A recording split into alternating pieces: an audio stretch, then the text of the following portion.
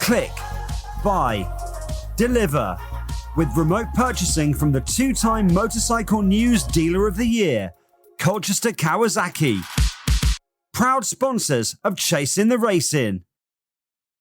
3, 2, 1, and welcome back to Chasing the Racing, episode 104, and we're over in near Kendal. 105, isn't it? It's actually where we were out riding trials bikes a few weeks ago, and we're delighted to be joined by Brad Perie. How are you doing, son? Well, we were close. It was nearly there. It's Perie, but never mind. We'll move. Everyone gets that wrong. It does my tits in. Perie? Yeah, it's like weary, but with a P. Right. Wait, is that French? Or tire. Yeah, apparently. Well, it sounds a bit French, doesn't it? Uh-huh. But Do you like orgies? Perie. what? Do you like orgies? I can't say I've ever had the chance, to be fair. Have you? No, a few. One from Hexham's son. We're all just one big happy family. You know what I mean? Put the keys in the ball I situation. thought there was a bit of inbred in the blood there. Yeah, I know you're saying years of polished genetics here. Where the hell are we, lads? We must be near Oh a my trip. fucking god! I forgot there was a. Okay, maybe Did you just go into a state of panic there by any chance? I actually realised that maybe we're going for a drive later, and then like. Are you familiar? Are you familiar that Dom nicknamed you Peri Peri Chicken, by the way, which is kind of stuck. The worst part is, right, I got that right, and I thought, oh, legend. But that one, I got called that back at school, like, how original. Really? Yeah. Oh God, I do apologise. I know. It's actually Peri Chicken. The worst part is, I'm not even that big of a fan of Peri Peri. Really? Yeah. Hold on, you were saying that just before we came on the show. You're a big fan of the Chinese over... No, hold on. Chinese food. Hold on, we've got to get that tidied up. So Chinese over Indian food. Yeah, is that yeah, correct? So 100%, yeah. that's your favourite takeaway? No, honestly, like, we're going to struggle to get on if you pick an Indian over Chinese. It's just simple. It's I'm not... sorry. But most people are like pretty stuck in the ways of the Chinese. What Do you know what the thing is, right? And the whole thing like about like Indian food, like a curry, for example, like it was made as a cheap meal, like it's cheap chicken, bits of rice for them like skin asses to just cook up, and like people like British people like I've got loads of like middle class order a curry, like it's not that good. It's not that good. Go on. What do you get from the Chinese? Sweet and sour chicken egg fried rice. It's a classic go-to. Yeah. Mind you can eat hot food, can't you? You're a fan of like seriously, like I mean, you could eat cold hot food. I like them both. To be fair, I like a good Chinese and a good Indian. So do you watch? We're going straight into the questions. Do you like watch your diet or stuff? Or you just like him? He just eats like mate, right? I say the word chocolate, I put half a stone on. You know what I mean? I've got the metabolism of a hibernating bear. You cheeky little... I like you. I like you. No, I've got the metabolism of a hibernating bear. Anything I eat, I store immediately as fat.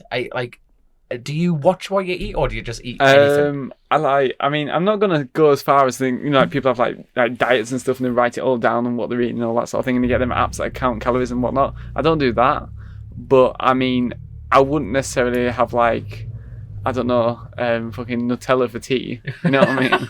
I think your mate's back on his GS. Oh, he's gonna do my Go on, tits. give him a shout out. Who's that nugget? Spyman Walber. Barry Stevenson there, whatever we're going to call him. That's Simon Walker. Simon Walker, yeah. Simon He's Walker. actually, just before we started the podcast, is it one of your sponsors? He's a friend of a sponsor, yeah. And he's Dom said, "Oh, how far is so-and-so?" And he said, depends what you... Like, he goes, what you going on?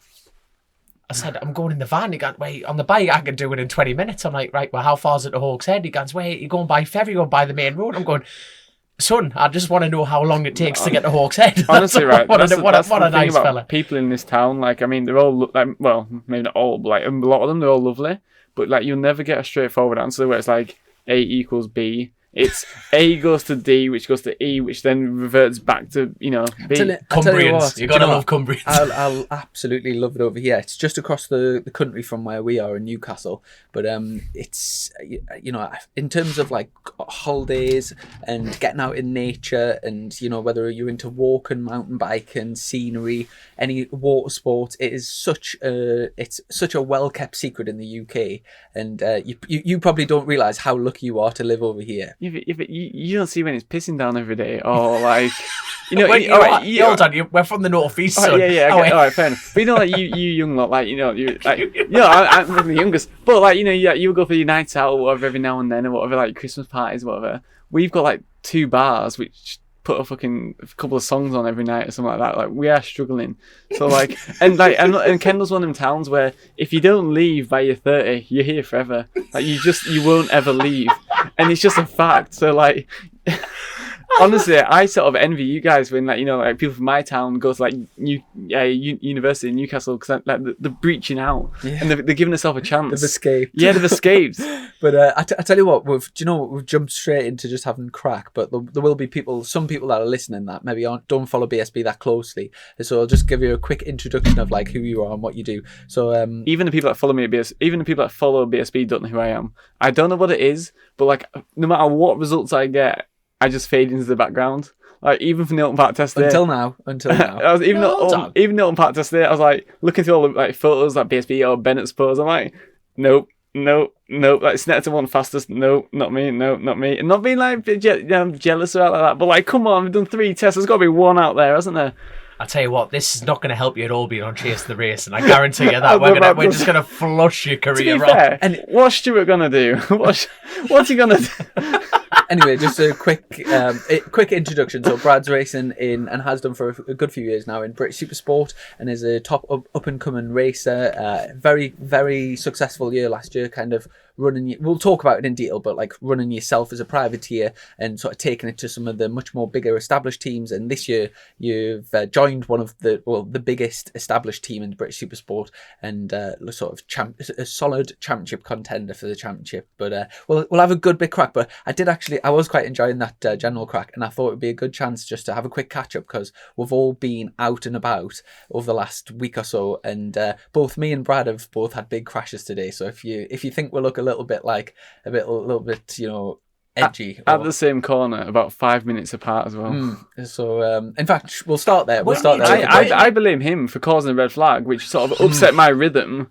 So I had to sit in the pit box, take my helmet off, put it back on again in a rush, went out and just made a tit of it. Really. Hold on. Did you know it was Chrissy in the kitty litter? Well, yeah, I saw him, and I just saw him leaning against the barrier as if he couldn't breathe, and I thought, poor fucker. But and then it was you 5 minutes. And then it was me about 5 minutes later. Oh my god! Did you just put the pits gun? Nah, it's that Geordie wanker. Was yours an out lap or first flying lap or? I think it was first flying lap. Is it first flying or second? I can't remember if I did laps or not. But yeah, I've mine. Well, for those that don't know, Oulton Park. It was the BSB test day, and it was the final session today.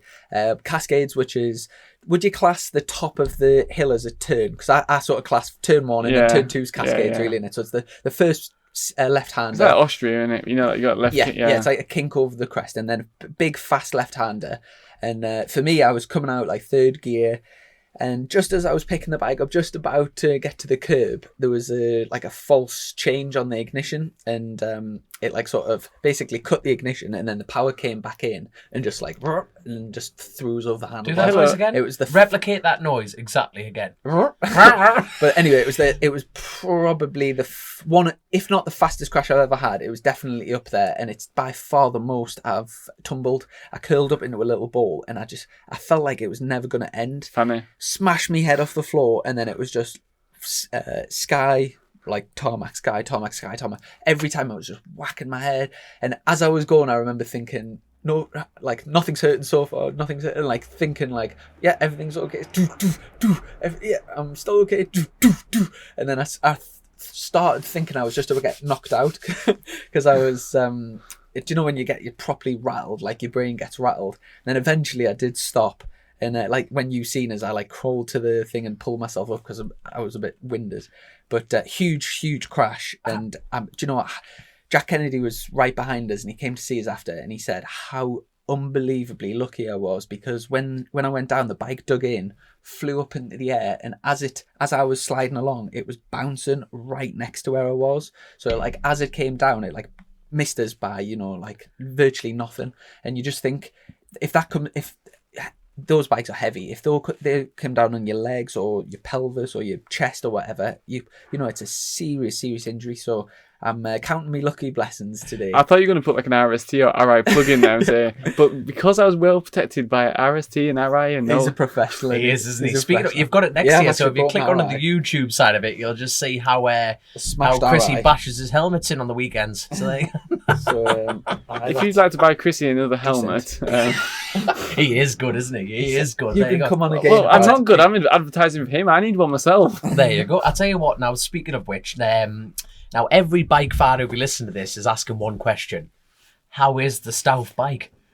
It's a bit. I tell you what, I look like stuff thrown all over. The cap, the t-shirt. Is this the corporate apology, Chrissy? Yeah, it is. Is this the corporate apology? You look like you work at Subway. It is a similar sort You've got of the look. cap and everything. It is a similar sort of look, but just keeping the sponsors happy, Brad. You know how it is. He's spent enough money at Subway, I'm telling you. There you go. But, the bike wasn't as bad as I expected.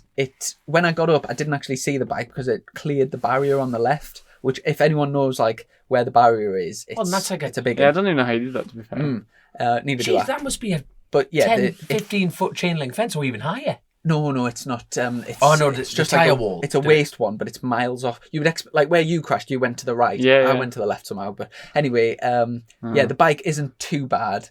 It was the rear wheel was like properly smashed, and everything looked a bit second hand and bent, but hopefully it'll all straighten. You can tell by his smell that it doesn't pay for crash damage, can't you? No comment. No comment.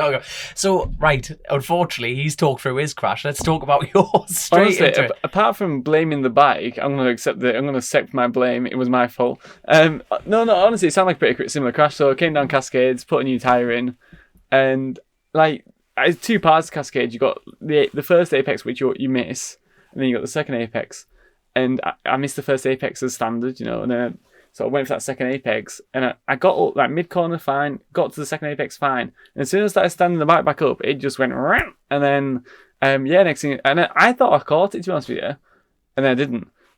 But honestly, the bike was all right. I mean, when I got back, Robin thought that I had a moment, went on the grass, and then crashed on the grass, like obviously handlebar, foot peg, lever. A little bit generic crash, but other than that, it didn't roll or anything. It was all right. So really, that pit. Yeah, no, considering it was a big, it's proper high side now. I was quite lucky, really. Mm-hmm. Injuries wise, okay? Yeah. Went to Mega Centre, and it was all right. Yeah, so I can't complain too much. And your RST and your RI protected all the way. With an audible show, you're gonna have to start saying something.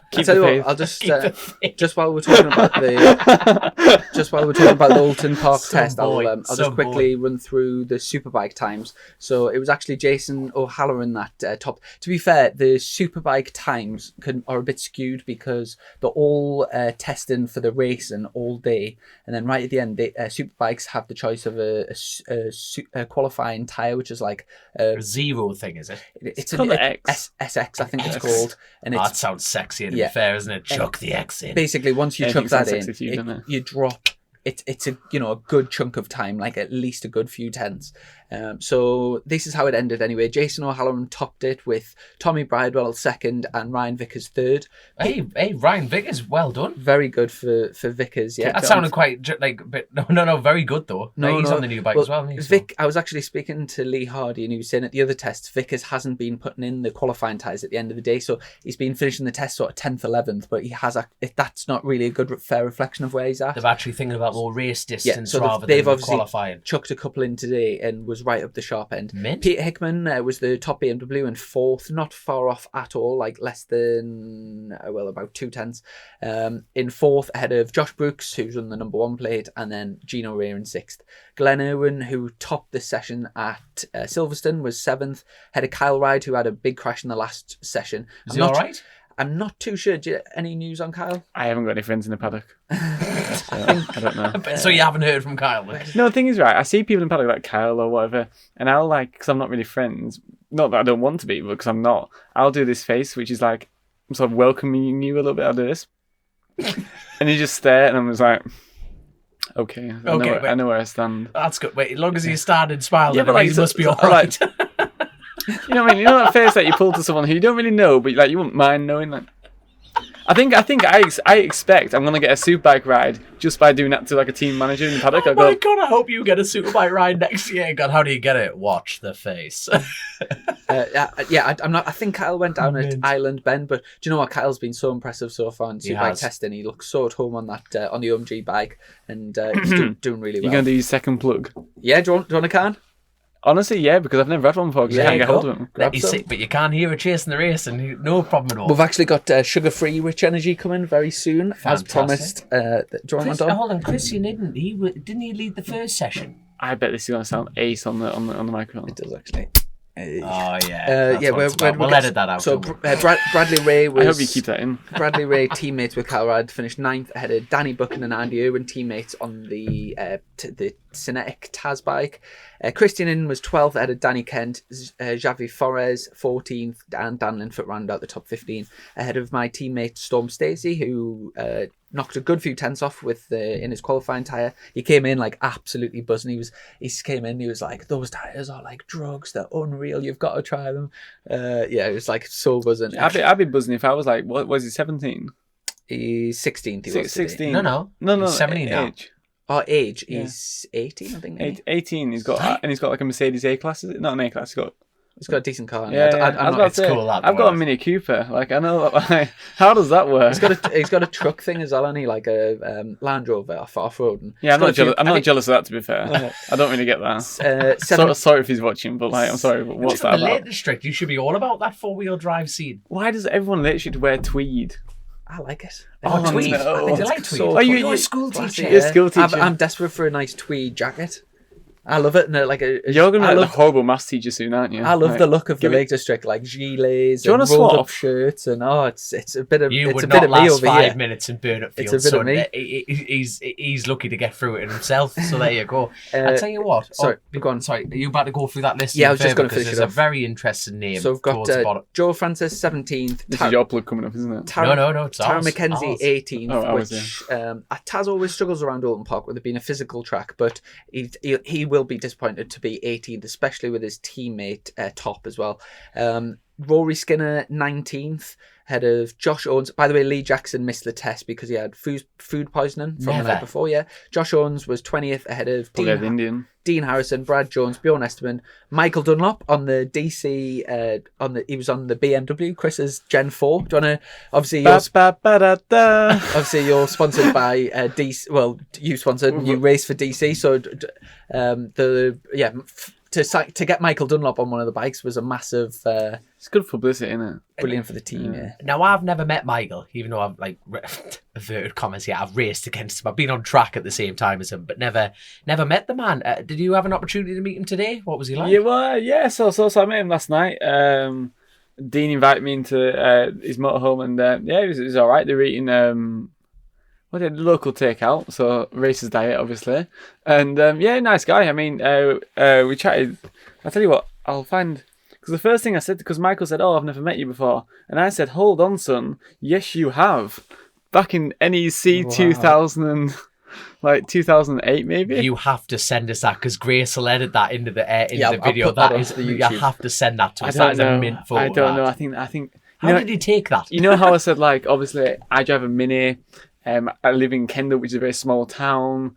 That is not going to help me with women at all. Like, no, it doesn't. That is not going to help me at all. So I think like maybe we'll just leave it out for now. But no, we're putting that in. That's 100% happening. There we go. So now the good thing about the DC. Yeah, nice guy anyway. Yeah. Oh, so. Let's talk about the connection before we go into how you got in the race and with your dad and the whole family aspect and that whole story. Let's talk about how did you meet the DC lads? And it's great to see that the Appleyard team, and you've got it really dominant on the levers. You've got it on the lid. They're a big part of your future. You know what I mean? They're a big part of your future now, and it's fantastic. So how did that connection happen? How did it come together? Last year. You know, like people go to Spain and stuff like that and do testing. Well, we just normally do some UK track days, and they're normally all right, to be fair. And I went to the first one on. To be fair, it was an old motor. It was one from that sort of bodged together to get me out of ship. I think Assen prior. Anyway, long story short, we had a good engine. We were just going to put this bodged one together for a track day, and I blew it. Well, it blew. I don't think I did. Well, I did do it, but it was going to go. Yeah, anyway, the engine was that's just me just getting my excuse out there. Anyway, long story short, it went. And I think we must have done 10 laps. It was Oulton Park. And my dad said, well, that was a good day. And we started wheeling it away. And DC were in the opposite garage. And they were like, oh, you know, because I actually knew Chris back when he did Thundersport. Not that well. My dad sort of, knew him by face and said, oh, would you want to go in our BMW? We've got one spare. And I actually initially went no straight away because I just knew that my dad would be like, we can't pay for it if we trash it. Yeah. And And then, but with that said, anyway, so once we said, that was kind of blown away because no one ever helps me. And he was like, you realise that I haven't got a pen to my name. Like, if we crashes it, we can't fix it. He was like, no, yeah, don't worry about it. We just want to, you come all this way. You might as well do some chat time. And I went out and I had a great time. And I didn't crash it or anything, but I had a great time. And then it sort of went all a bit quiet. Lockdown happened. And then prior to the BSB season starting, they said they've entered themselves into Thundersport round 1 Donington. You went kind of well on that BMW. Do you want to do it again? But as a race. At this point, I thought, well, I'm not doing BSB for a little while, might as well, and that's how that happened. And yeah, and that's pretty much it, really. I tell you what, you've totally downplayed that. Like, you really have. No, the thing is, Chris, he wears his heart on his sleeve, and he really does, and he gives everyone an opportunity. He took a shine to you, but more importantly, he's impressed with you. And like, to do that, and then now, to be fair, if I remember. That was the Duke of Edinburgh race, wasn't it? It was. The Duke of Edinburgh race. It was called the Duke of Donington. What a load of crap. But anyway, but it was absolutely fantastic because, to be fair, like, obviously Thundersport is a competitive series anyway. But when you had 2 BSB lads, like, absolutely hammer and tongue. And Crowe and Crowe. Oh, that's True it. Love. But you two were starting to hammer around. You were just getting ready. You weren't taking any big risks, the pair of you, but I think you both enjoyed it. But my God, you were hammering tongue and you both had a sweat on your brow. Yeah. You were pushing on. And you... Dean and Chris were, like, honestly, like I say, the 2 nicest lads you probably meet. And the 2 people that helped me said, they would ride a bike without any kind of... I don't know what you call it, like a dark side to the sort of, the idea, as in they're not going to try and stab me in the back for something, or, they genuinely do want to help me just because. And like, I really do appreciate it. So yeah, so we went to Donington, we had and you just sort of go for a race, and I quite enjoyed it, and then like Chrissy and like all them sort of turned up, and yeah, it was alright, it was a crack, wasn't it? It was outstanding crack. Yeah. I was on the sidelines watching Scream and didn't know who to scream for. It was absolutely mint crack that was there. It was like it just went and it escalated rapidly, absolutely rapidly. Well, didn't you ride the twin as well that week? I rode a stock twin. I turned like, you never go to a race meeting without your levers in your bag. So like, Dean didn't want to. We had a few beers and he was just having a bit of crack, and he said, "Do you want to have a go on that?" But like you say, them 2 are proper genuine lads. But here, let's talk. How you got into? Hold on, I'll quickly finish off the times from today. It's going to be a long podcast. It is, but don't worry, we're going to let it into the end. So Michael Dunlop was 24th, ahead of your mate Brian McCormack, Ryo Mizuno, who's one of the Japanese riders for Honda this year, Joey Thompson, and Takumi Takahashi. That's the one. No, fair play. I would not have had a crack at that. So fair play. Takahashi actually crashed on his outlap at Druids. Is that the same Takahashi that did MotoGP? Yes. And he went down first lap, and the other Japanese rider, which is the first time that he's been to Oulton, which is going to be a rude awakening for anybody, isn't it? So he finished with a... He went into the Gus Knock Hill. Yeah, no, he finished with a 1:42.6. He's 8 seconds off the pace, which obviously he's got to try and get closer by... he's got one. Next time we'll go there, it's BSB, so it's a hell of a steep hill. But can I just say how impressive that is when you think of people like Kianari when they came over and they were battling for race wins? It like illustrates how impressive it is to come over here, because these tracks must, like, if we went over to Japan and there was tiny little like Nijiru tracks that people had been racing on for years, we wouldn't stand a chance. I think we'd boss it, I don't. I think we'd boss it. Let's book some plane tickets, gentlemen. If anyone in Japan wants to, even that, hey, don't forget me. I'll have a crack at it. Just before we get, because we will get on to like how you got started racing and stuff, can we just have a quick roundup from last week? Because obviously I came down to a week before, I came down to Mallory when you were doing the CRMC, and Dom does a bit of classic racing. No, I don't really watch anything before 1980. The CRMC it's like a massive Back in my day, son. It's a massive classic. Twice younger than your bike. No, I'm being serious. You know what I mean? Like, wait, your bike, are they brand new builds for you? The no, they were last year's. They are. So my bikes are being built for this year, but they're replicas of classic bikes. So, but it's kind of like a fake then. 100% a fake. Oh, right, okay. 100%. No, they are replica rebuilds, so it's not like the bike was made in the 60s or anything like that. So you go G57, this is going right over your head, I've watched that though. That's the thing. If you got a bike from the 60s, I would pay money to watch you go around with it. What, an actual bike? An actual bike from the 60s, yeah. Right. Well, I'd give it a go. If you put up the money, son, I'll go for it. For people that aren't aware, this RMC is like in the UK is like pretty much the biggest classic racing community in the Europe, really, isn't it? Yeah, it's huge. It's really well attended. I went to Mallory. I've never seen Mallory that well attended. You could not get parked in the paddock. They were like all the way to Edwina. Does sidecars do that? Yeah, classic sidecars as well. And it's, for me, it's when you're not in that community, it's a bit odd because it's like obviously you can see how passionate everyone is there, but it's a bit like of a niche that like until you open your eyes and watch it, it's almost hidden away. Like you don't really know about it, you don't see about it, but when you go, it's like proper competitive racing. I imagine it's kind of like a car boot in the sense of like, what's the TV show called? Red versus Blue, when you've got to go around to loads of different like cars and buy those, like find those good. Yeah. Well, there's a few. I mean, when you go around the paddock, there's a few, big motorhomes with, like sort of what you would see, maybe not at BS, but do you know what I'm saying? Like big outfit, but it's very much like. Really passionate people, all oily hands, getting stuck in on the like pride and joy, and having a good time. And it's, I mean, you've grown up in that paddock, so for you, it's like home type of thing. It is totally home for me. But then the mad thing is to get like lads who used to do BSB and like Thundersport. Like I was speaking to Joe Barton and stuff, and he was doing British, and then he did CB 500s and Thundersport, because he couldn't afford it. He's a bike mechanic, really nice lad. First time I've had a proper bit of crack with him. But it was a case of Minovation said, we've got this bike you want to race, but bearing in mind his bike's worth 50 grand. Brad, and the engine alone is 25 grand. You're saying like, Chris came along and helped you out with an engine, but that engine would be like 11 grand. This thing is a G50 short stroke, 25 grand, and it's around about 60 brake horsepower. Can I just 25 grand? Can I just jump in there? That's the kind of thing that I do. Like, say you could go, you can go on eBay and you could get like a really good, say 120 brake horsepower R6 or like whatever brand. You get it for like a few grand and like have a lot of fun and be lapping fat. And I get the sort of nostalgia thing. And I mean, I bumped into a few people down there that were saying they basically do it because they've got like cheap, like old bikes, and it's cheap, and they think of it as cheap racing. But you've got that split between half the paddock's there because it's cheap racing, and then it's like affordable racing that they do. But then there's the other half that, like you say, that are riding like 50 grand bikes, and it's just, to me, it's mind blowing. It is mind blowing, but it's the same with like. But see, British is that kind of different level. It's like, how much do you think your bike's worth? Your Apple? Yeah, No, I tell you what, this is a good story because your old bike that you were contending for championship on, that was worth considerably less than the bike you're on now. Yeah. So how much do you think your new one's worth?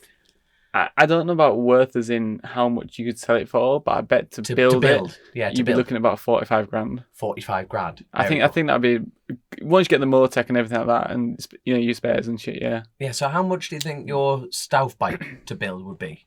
Compared to like stock 1000, it'd be, I'd imagine it'll be, if you bought all the parts retail, I would say you must be looking, you're getting them for 40, I would say. That's it. But to be running at the front, you need that 40 grand bike. But I tell you what, this slips perfectly into like your story of it. Like when we were talking about last year, you and your family, what you were on. How old was your R6 last year? So it's a 2008 frame, and 2008 frame. That was genuinely it was really that old. And the worst part about it is, right, so it was my uncle's bike who used to do TT, and that was his R6. Your uncle did the TT? Yeah, and he gave it to me, essentially. He said you'd get more use out of it than what he would. And it never got checked straight once, like, and all them years, like you get like them two ropes or whatever, and there's like different ways to check if it's straight, and like, no, we never checked it. But to be fair, it felt alright to me. I think the engine was 2016, I think, or 15. So that it was all right. It wasn't that wasn't particularly old, but suspension and everything, it wasn't the new tech stuff. You know what I mean? What suspension were you running? Öhlins front, Öhlins rear, and K-Tech front, just because it's what came with the bike. Really? Yeah, there was no that combination's so popular with R6s, and I don't really get why. No, I know loads of people that run K-Tech front, Öhlins rear. Yeah. And now in that class, so did you say you had Motec on the bike? No, there's no Motec. That was kit. That is just kit ignition. So let's briefly, for the people that don't know, where did you finish in the championship last year? 4th. However, And I'm just going to say... before you get going, fourth is hellish impressive regardless. So now continue. Yeah, fourth. No, I'm really happy with it. Don't get me wrong. I'm quite proud of it. And I think what I'm more proud of is when I looked back at all the lap times from all the years. And I know tyres move on and stuff like that. But that model bike's been ridden by loads and loads of riders, over the years. Car Ride, Seeley, it goes on and on. And Bradley Perie. And you look back at some lap times, and I think 3/4 of the tracks we went to, I'm probably the quickest person that's ridden a 13S. Now that doesn't mean anything, but to me, out of all the people I've ever ridden a 13S R6, and I can say, and I don't think anyone's going to do it now. That's mint. And it's just something it's like a fake trophy that doesn't exist, but I like it, and it's just like a little sort of thing that I quite like. But that's mint. That mint. Yeah. That is outstanding. No, but I mean. We did a good job though. To be fair, it wasn't like we literally turned up and just said, "Fuck it, go and ride your bike and don't come back." We did put a lot of effort into it, but it wasn't. Yeah, there was no lie about what it was. It genuinely was a really old bike, and like I say, we gave it to that Dean and Chris, and sorry, you gave it to Dean and Chris. Yeah, so basically they said they'd sponsor me for this year. Yeah, and Dean and Chris to help me get into the Applegarde thing. Yeah, brilliant. And I reckon we probably put about £20,000 into the bike, but you couldn't sell it for that.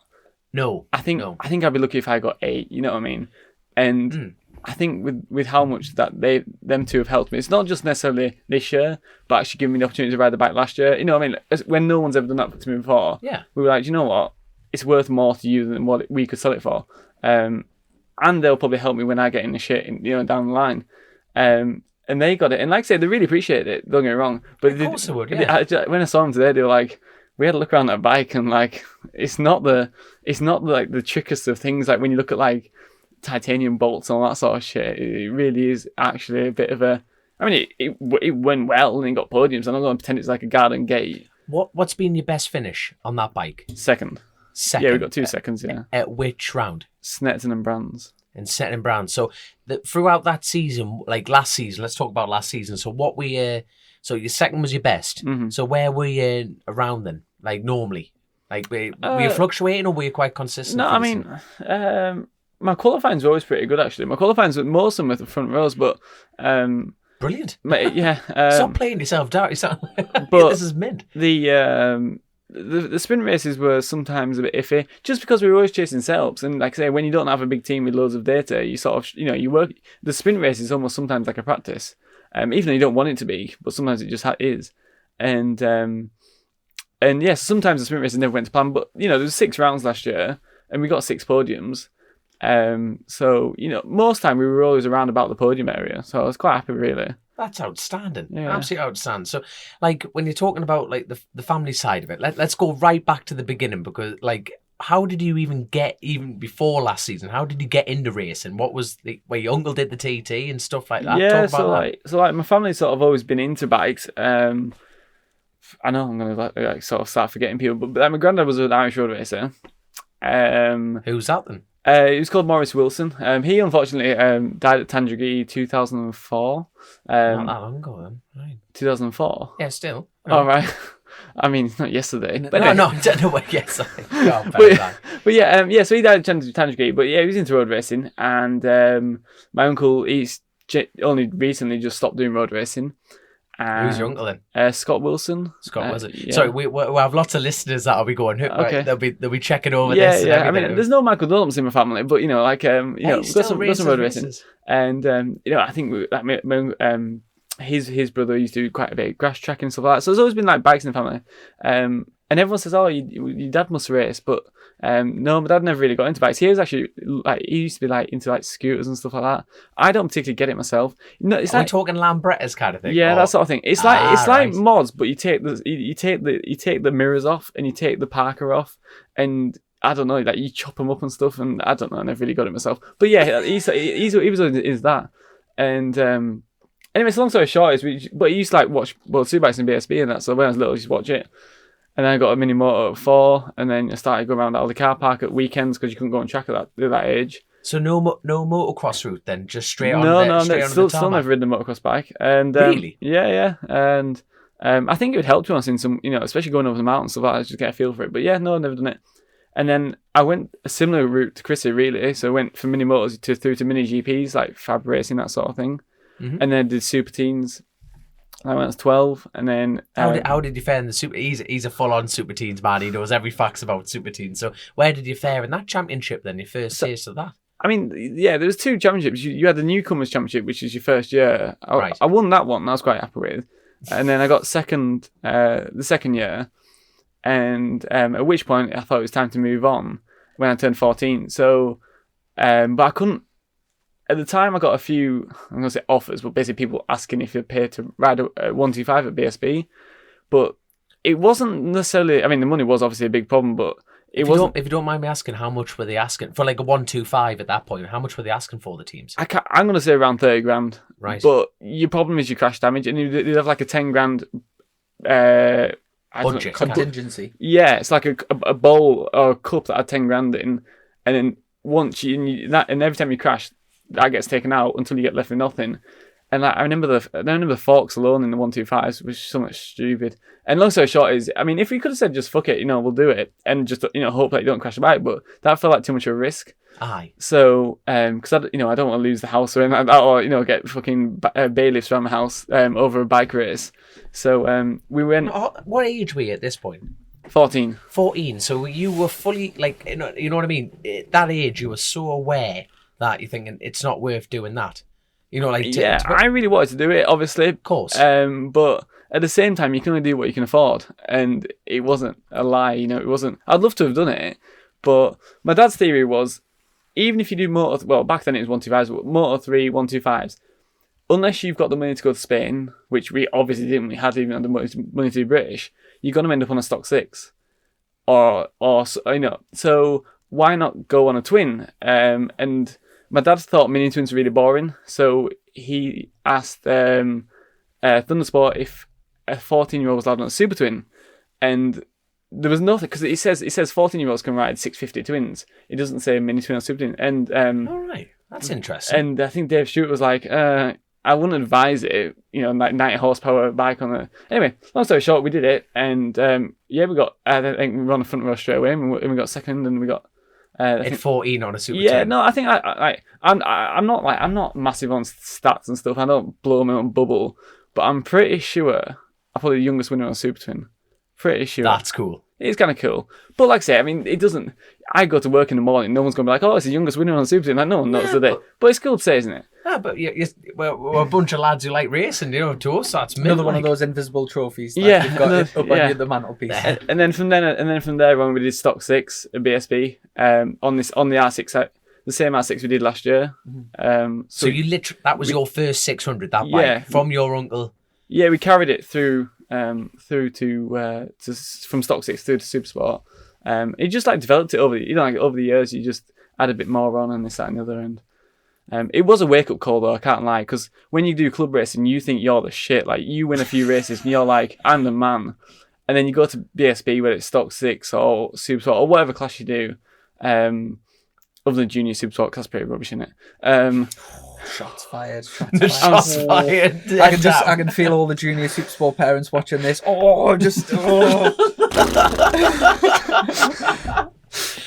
Oh god! No, to be fair, the racing actually isn't that bad. To be fair, it's got better. Shovel down. I think the racing's exciting. I think at the time the KTM Cup was about when I was around that age, and that was pretty rubbish. But the junior Supersport was alright, because at least you got a few different manufacturers anyway. Long story short, anyway. So back to where we were.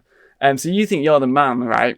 Doing club racing, you've won a few races. And don't get me wrong, I knew it was going to be difficult, but I kind of expected sort of to get a few points and then get in the top 10s and then get podiums. You know what I mean? Like, it was just a natural progression. Was high. Yeah. You go to BSB and you just get slapped in the face with how much you've got to learn. Like, so when I was on a Super Twin, I would go out and I would get a feeling with the bike, and then I'd leave that feeling all year long, and then in the wet I'd soften it off a little bit. You know what I mean? So you literally never touch it.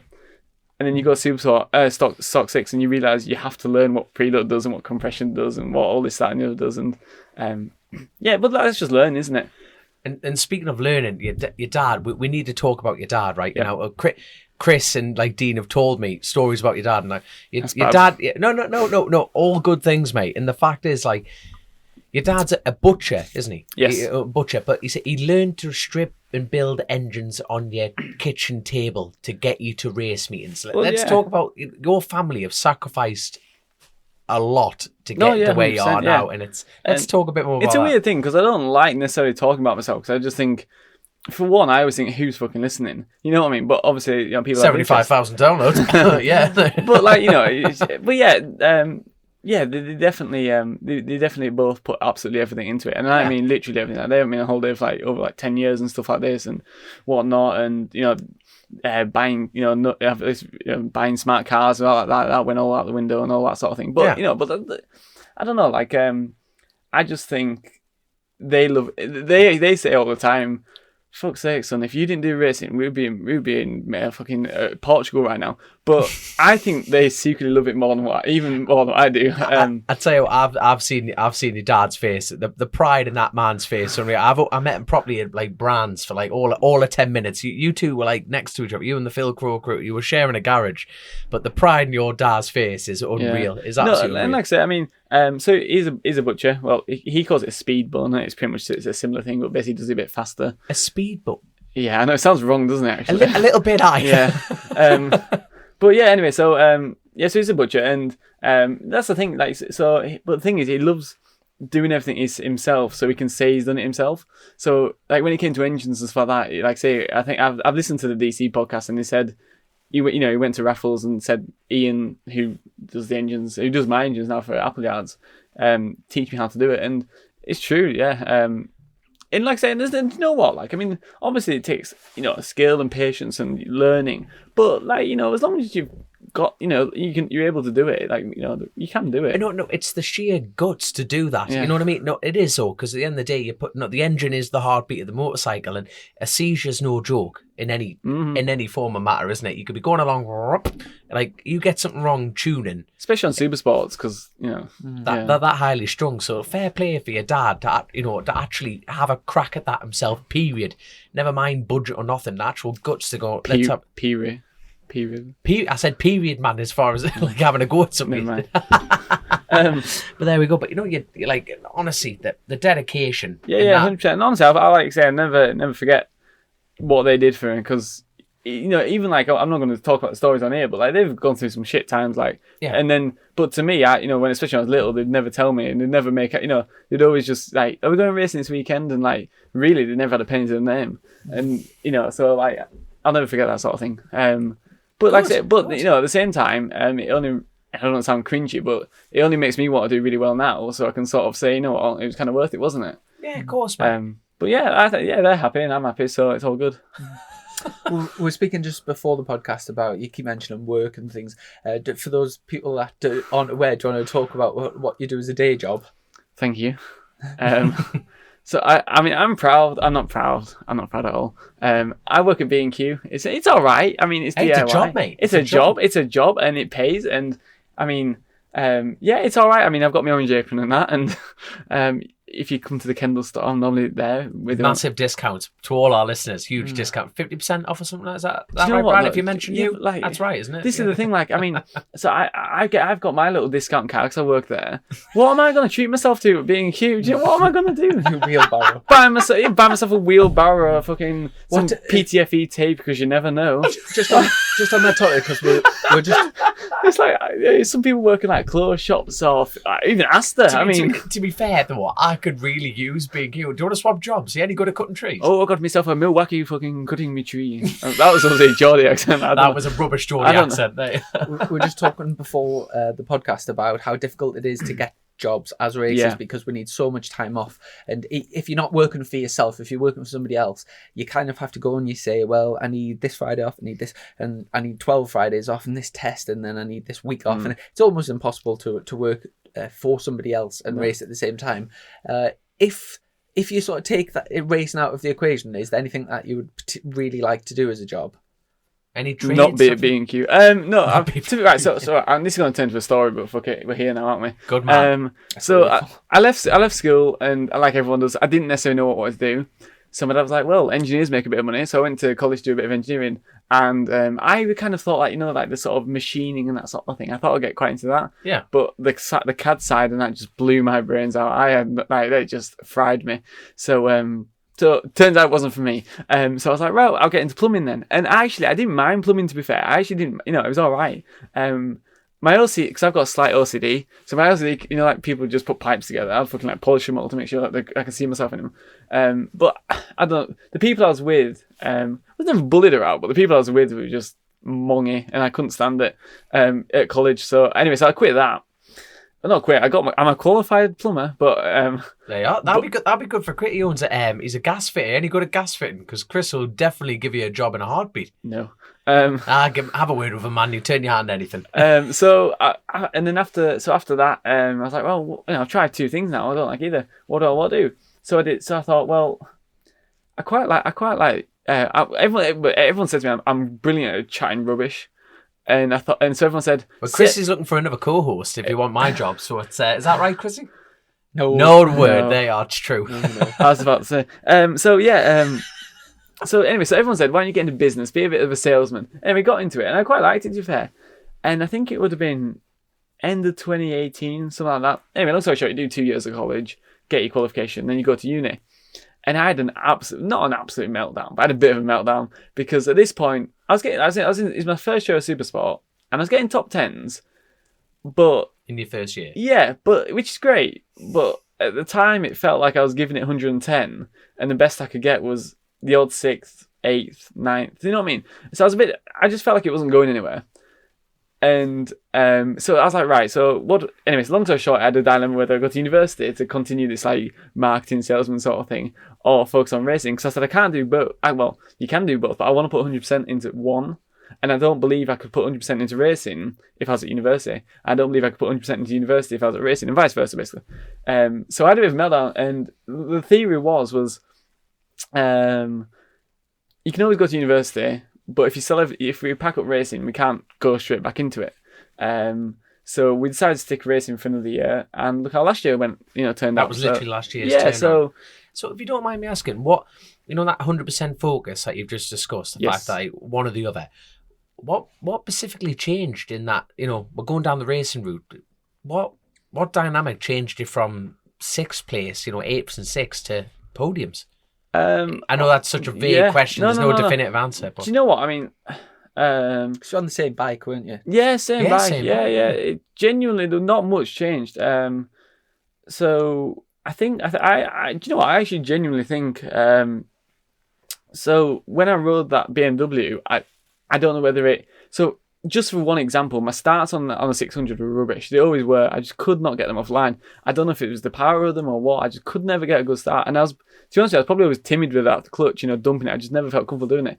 Rode the BMW, obviously pulls your arms off, but you get used to it, don't you? Yeah. And then I went to the first BSB test on the R6 after that, and it felt really, really slow, as it would do. But like confidence with dumping the clutch, confidence with snapping the throttle, everything like that, it just, so I felt really confident with it. And yeah, I mean, and obviously you learn every year. You get a bit better. You learn, you've got your settings from last year and stuff like that. And I learned how to do my kit stuff myself on the computer. Right. So like I say, I was always learning. So you could argue maybe it was just because I was learning, but I think genuinely riding that 1,000 helped me ride the 600. Right. So is this what? Okay. So right, we get through the season. You win the championship. Everything like that. What do you want for the future then? Here comes the Carlisle Express to Lanchester there. Lanchester. To what? Lancashire, whatever. I thought it was a mix between Lancashire and Manchester. It could have been anything, that. What was the question? So what's the future hold? What's the next step for you? What do you want the next step? I think we all know what, I don't know, I'm asking the question. Oh, wait, what do you want to be stock, superbike? What do you think? It's a superbike, innit? I mean, I think everyone in BSB, whatever championship, is wanting a superbike. Yeah. And I think if you don't, I don't know why you're there. Mm-hmm. Other than maybe to look cool in your leathers when the fans turn up, you know what I mean? Because there are a lot of people like that. Before moving on, obviously you've got a massive year ahead of you. Huge opportunity with the team that has won 4 back-to-back championships. An amazing bike, good infrastructure, good teammate. What's your obviously you're aiming to win the championship. Looking ahead into the season, who do you see as your biggest rivals? So prior to the tests, I thought, well, my prediction was them 2 triumphs with Kyle Smith, because if you can beat Kennesaw-Foglou And Brandon Pash. if you can beat Kennesaw-Foglou and you can win the Daytona 200, you know what I mean? They're 2 people that can ride a bike. Class riders. Yeah. And that triumph is quite an unknown. But there's an argument whether they're sandbagging a little bit, but they haven't been too strong just yet in the tests. Where were they in the tests? And I think they were right at the bottom, pretty much near enough. really, Yeah. right. They haven't been. They've both not been very competitive. But at both you could argue they've got no settings. But to be fair, even compared to Superstock, there would be nowhere in Superstock Yeah. and Supersport bikes. Yeah. So the times are way off. So the minute Really? after, especially after yesterday, you've got to say I think Kennedy looks pretty strong. I just get Supersport up. So you've got Jack Hendy and you are there's nothing between you. So first and second. Then you've got Corey McGreevy, who's racing for Martrain. Yeah, and ahead of Lee Johnson. Lee Johnson 4th. Fourth, yeah. Harry Truelove 5th. So did Lee Johnson the 4th. Harry had a little crash this morning coming out of Shell Oils. Is he all right? Yeah, he's fine. He's back out afterwards. Ali got the bike sorted. Yeah, Shout out to Ali. Shout out to Ali. We better get that in. One of the 'cause top he mechanics keeps in the British threatening me. Superbike Championship. Oh, you is kiss ass. Yeah, get that bit of brown off your nose. He's a top bloke.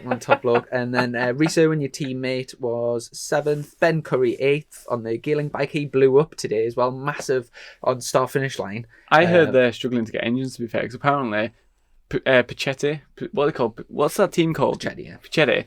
Apparently they're doing gearlinks, and I genuinely just found this out on the way home via text message. They're getting their engines done by Pichetti, but at the moment, like with the whole Brexit thing, they're stuck in Italy right now, I think, and they can't get hold of just them. the paddock in general. I think everyone's struggling for fit. I've got a spare ZX6 engine. If they, I've got one sitting at home. Still got your R6 engine? Have you sold that? Selling that. Selling it. Hopefully. Right. Well, I'm in the middle of selling that, but I've got a ZX6 engine for sale. Oof. And also, if anyone's out there got a crashed CBR 300, I need to buy that. Right. I'm just putting that plug out. Thank you for reminding me of that. We've mate. got You've been on eBay. No, I have been on eBay. I can't find one, but I want a really? crash damage one. We've got a new That's what I'm name for after. me in Get rid of it. 9th. Scott Swan. Who's he? I don't know anything about him. He's an Irish lad. Irish lad. Did Moto3, I think, a couple of years ago. Oh, okay. Speaking of your teammate's Irish. Is he? Yes, No. Yeah, he is. yeah, Yeah, how are you Reece, getting on with yeah, him? Good crack? All right, yeah. I mean, No wall divide between you? No, not yet. I don't think. Not yet. He's all right. I mean, like we just do our own things. Wall built by B&Q Supplies. We've I can't got build walls. and Kyle Smith and Brandon Pasha are together in 10th and 11th. Just check they were doing 40.9 and a 41.0. What did you do? 38.0, is it? I can't. God, lad. No, 38.9, wasn't it? No, yeah, 38.9. I think. I Something. think let's just check. You That's were second Rouge with about times. 38.9. So and then they're what was it? 40.9 and 41. Yeah, so Yeah. a fair bit off, to be fair. How comfortable do you feel at that pace? You know, pushing on, like, because you and Kennedy were just I would way- say really comfortable, but the No. last session didn't go so well, did it? No, but that's it comes with the territory though. No, but Yeah. all seriousness, you know, shit happens in this sport. But I mean, No, we did Because because there were 40-minute sessions there, and we did some sessions where Robin said, "We'll fill the tank up. You've got a new set of tires. Don't come in." And we just literally do the full 40 minutes and didn't pull in. And yeah, my lap times, I mean, we'll find out when we go racing if I'm if I'm right up there or not in the races. But I thought my pace didn't drop off too much. yeah, good. No, that's what I mean. Like, you feel like, you know, when you're Yeah, riding yeah. that. Like, this is a question really for the pair of you. You know, when you're putting in consistent race winning times, you know, do you feel like, oh my, is it like every corner, every lap, like shit, I'm gonna fall off, or does it?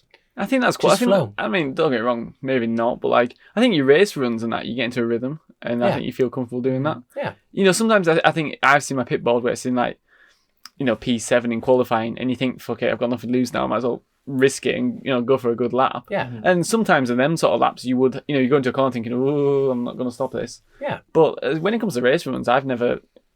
At the minute, I feel quite comfortable. No, that's good to hear, because a lot of people be listening to that going, how the hell are they doing them times? And just for people to get in that perspective going, holy shit. Yeah.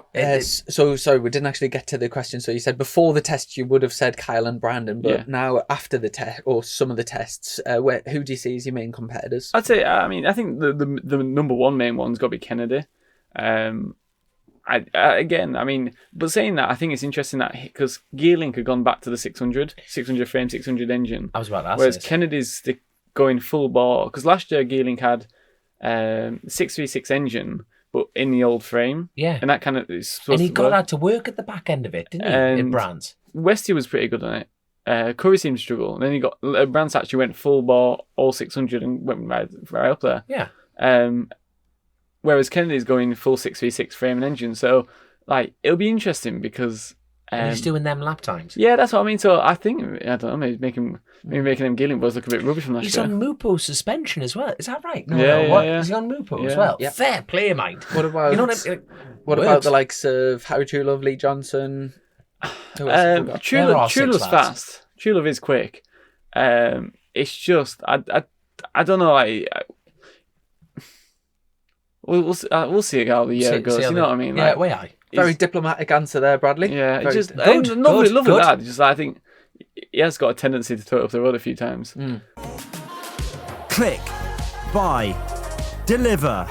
With remote purchasing from the 2-time Motorcycle News Dealer of the Year, Colchester Kawasaki. Proud sponsors of Chasing the Racing. What's the verdict on the old Rich Energy? Are you into your energy drinks? Right. I mean, Same honest it. review here on for Chasing the Racing. one, I don't want to say anything in I case love it. one day Kyle Ryder or Bradley Ray aren't performing and they would like someone from Supersport, because then this will be my favourite drink. At the moment, it just tastes like Red Bull, to be fair.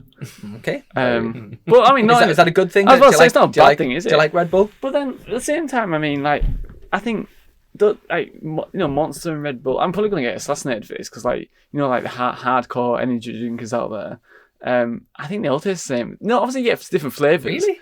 You get a Monster, you get a Red Bull, and you get a Rockstar, and you get a what's Astor's Totally different to me. Like. what's Astor's version?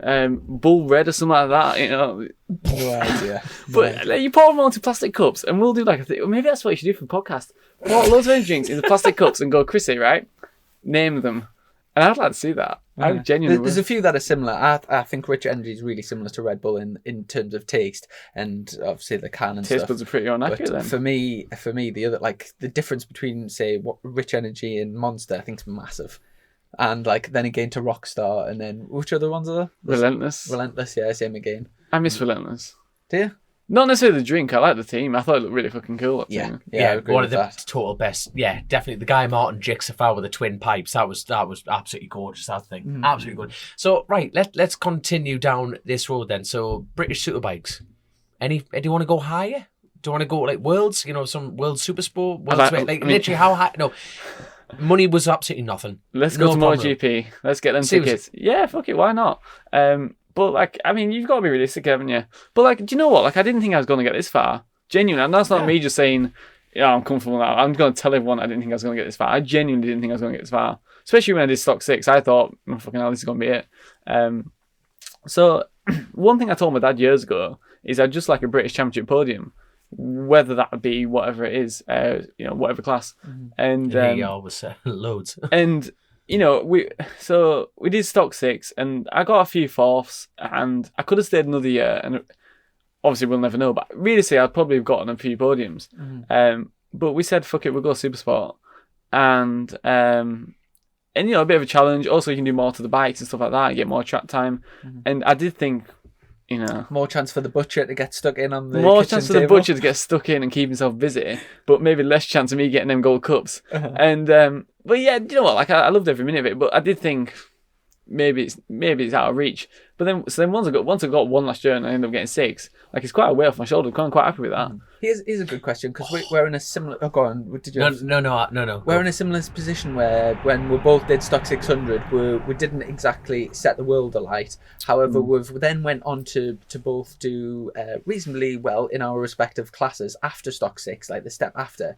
Why do you think that is, and why do you think a lot of top Stock 600 riders? I know I'm firing back at you with a question now, but we were actually literally talking about this the other day. So the name I can only think back to when I started Stock 6. So I think when I first did Stock 6, Jordan Weaving won it. I don't even know what he does now. Does he even still race? He's hung the leathers up, Jordan Weaving. Yeah. Then Dan Stamper, he won it year after. Same again.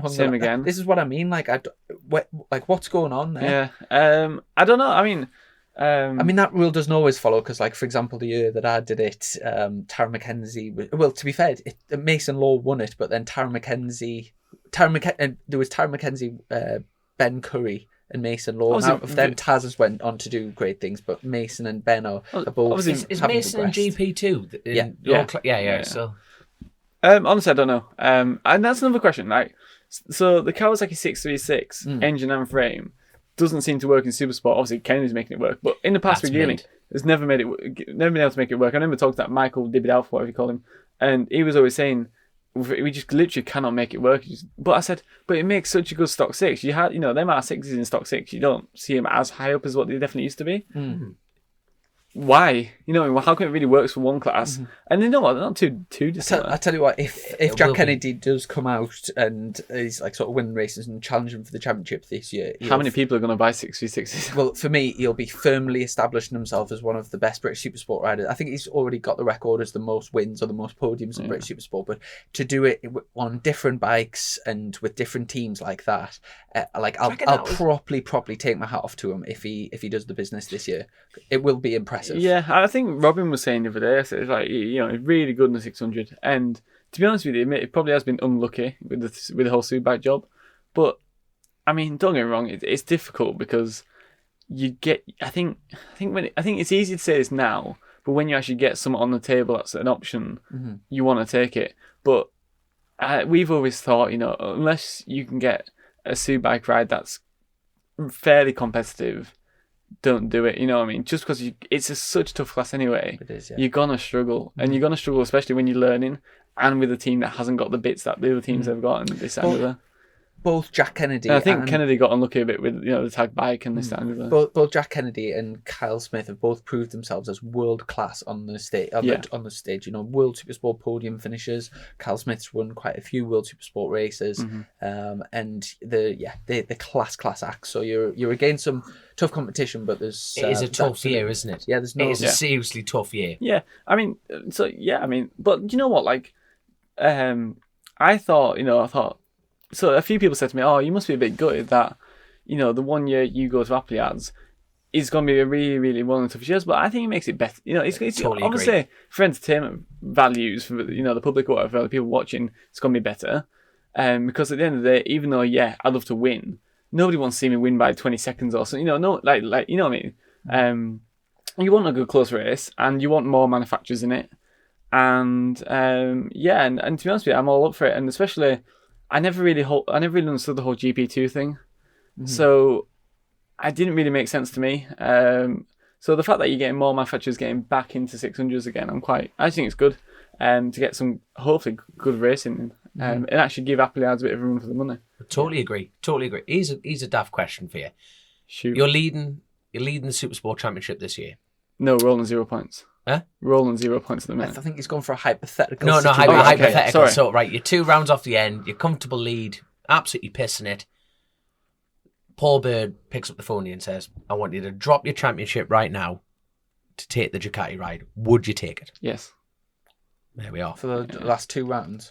No. Like there's a job. No. To finish the season. For the finish the season, like a job for next year. Yeah, it wouldn't be straight. Like in that situation, like let's say you've got 2 rounds to go. Yeah, you're leading it, and you're leading it. You would give up a championship, a British Supersport Championship for 2 rounds on Paul Bird. All right, that was different because. That's a better version of my question. It's more realistic, isn't it? You wouldn't get 2 rounds. No, because come on, we're 2 talking rounds. hypothetical. 2 rounds. No, because I think with 2 rounds to go, everyone else has got a full season under the belt. They've got full testing, and I think. You just wouldn't be able to. You wouldn't have the time to show yourself how good you could be. Oh no, but the thing, Paul Bird's far from a mug. You know what I mean? If he saw that and went, "I tell you what, let's give him a crack for 2 rounds." I tell you what I would say, Paul. If you're that interested and you want me on the bike that much, then why don't you just wait 2 rounds and you can have me for a full 12 months a year after. Do you get on with Paul's just down the road from here? Do you have any connections with Paul? I would love to. I mean. I think pretty much everyone at Paddock would, wouldn't they? But I mean, I'd love to definitely have a closer one. But saying that, right? So I got third. I got my first podium last year at Donington, the first round, and obviously, like your parent, your mum gives you a hug, your dad gives you a hug. a helper that comes down and gives you a hug and that sort of thing. And Paul Bird came and gave me a hug, and I was like, do you know what? Mint. Out of all the people, but yeah, he lives up the road, and well, not up the road, but not so far away. And my dad actually, so the company he used to work for used to buy his dad's chickens, Frank Bird. Yeah. And obviously butcher that, and he used to buy chickens. Anyway, so I was like, there's always a connection there, but no, I've never really sat down. I've never really had a conversation. That's still cool to get acknowledged by Paul Bird, though. Yeah. That's outstanding. So here's another daft question. Your top 3 rides in Superbike, what would they be? Paul Bird. Yep. McCann's. I think it would have to be, wouldn't it? I don't Let's stretch this to 5. You're on a roll here. Let's stretch this to 5. I like the idea of the FS3 Kawasaki. That's supposed to be factory spotted, but I'm not feeling it. At the same time, I love Taz, but again, they've struggled a lot the last few years. Like, they used to be a top tier team, and then the last few seasons have been a bit rough. And Rich Energy, they seem to like be sort of taking Taz's places in like the best BMW team. I don't know. I think because Stuart Higgs' wife owns the team, I'd say FHO. I feel like you're going to be well spotted in that. I'm really looking forward to seeing what they do this year. Yeah. I think a hell of a presence. Hickman's flying. Today, Yeah. He's on it. He's on the pipe. Like, No, I just think it's a very professional outfit. It's going to be well supported. I think, I don't know. No, fuck that. No, Honda Racing, obviously. right? I think 3 factory teams. You got Ducati, Yamaha, and Honda Racing. Yeah. There we are. Very good. That's it. Right. So I'll tell you what, one of my final... hold on, I've got to get this in before we wrap up this, but I think we're probably miles off wrapping it up, to be honest.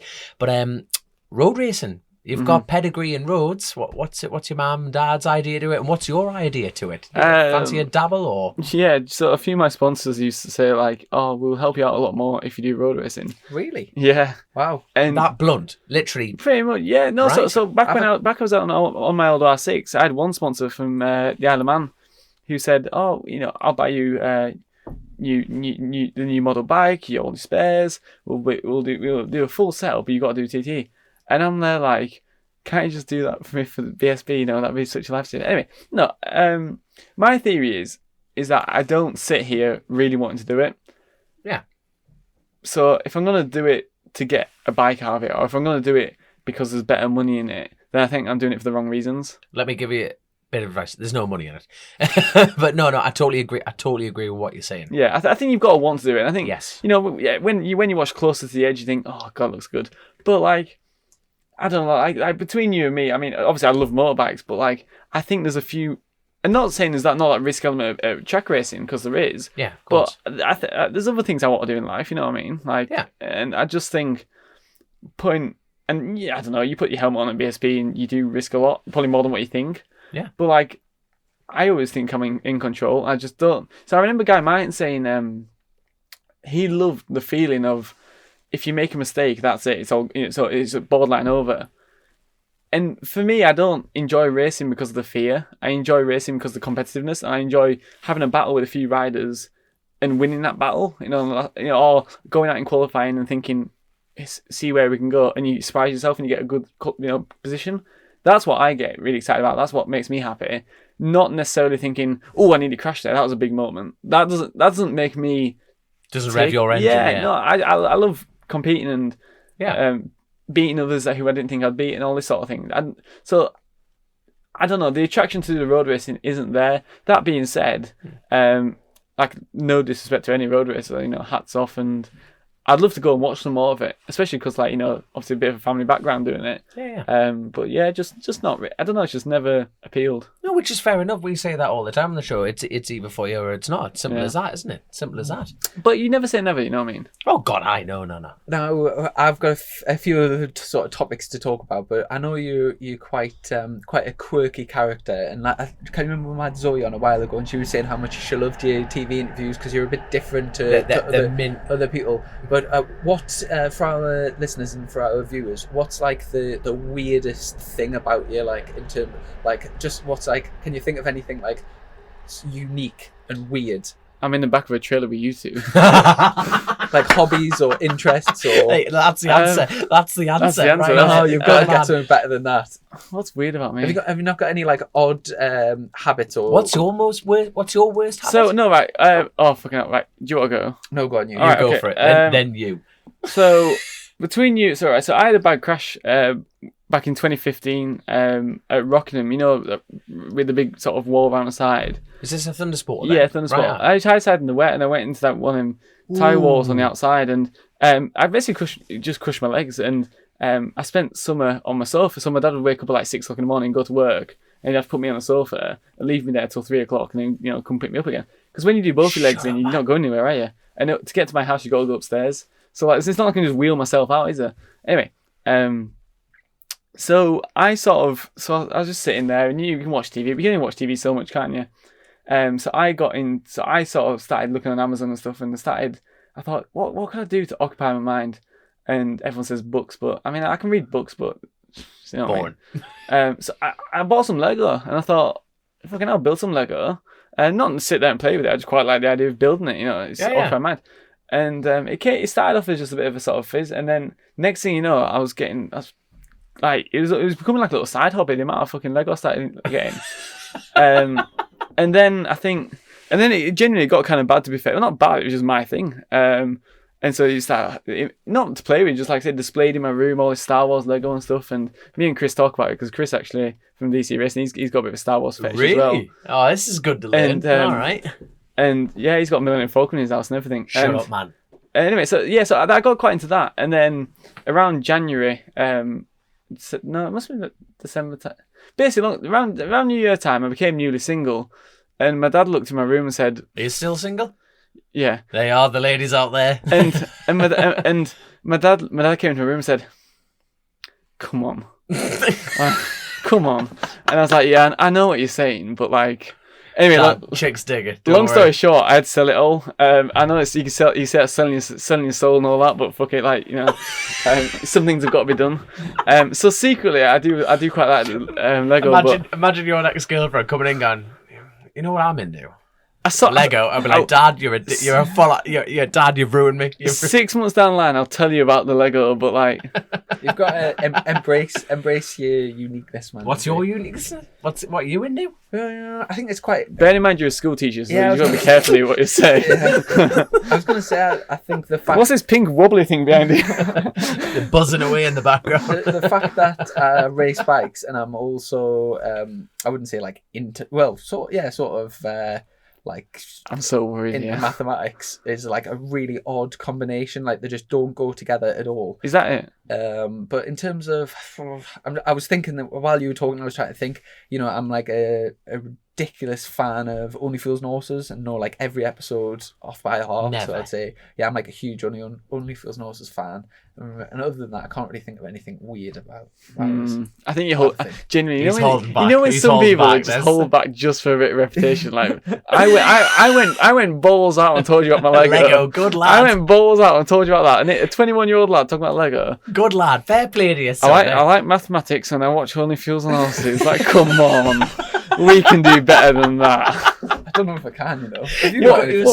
Mate, I'm from Hexham. You know, he said the inbreeding thing straight off the bat. I'm full of weird. Off camera, weren't you talking about this something? Oh, God.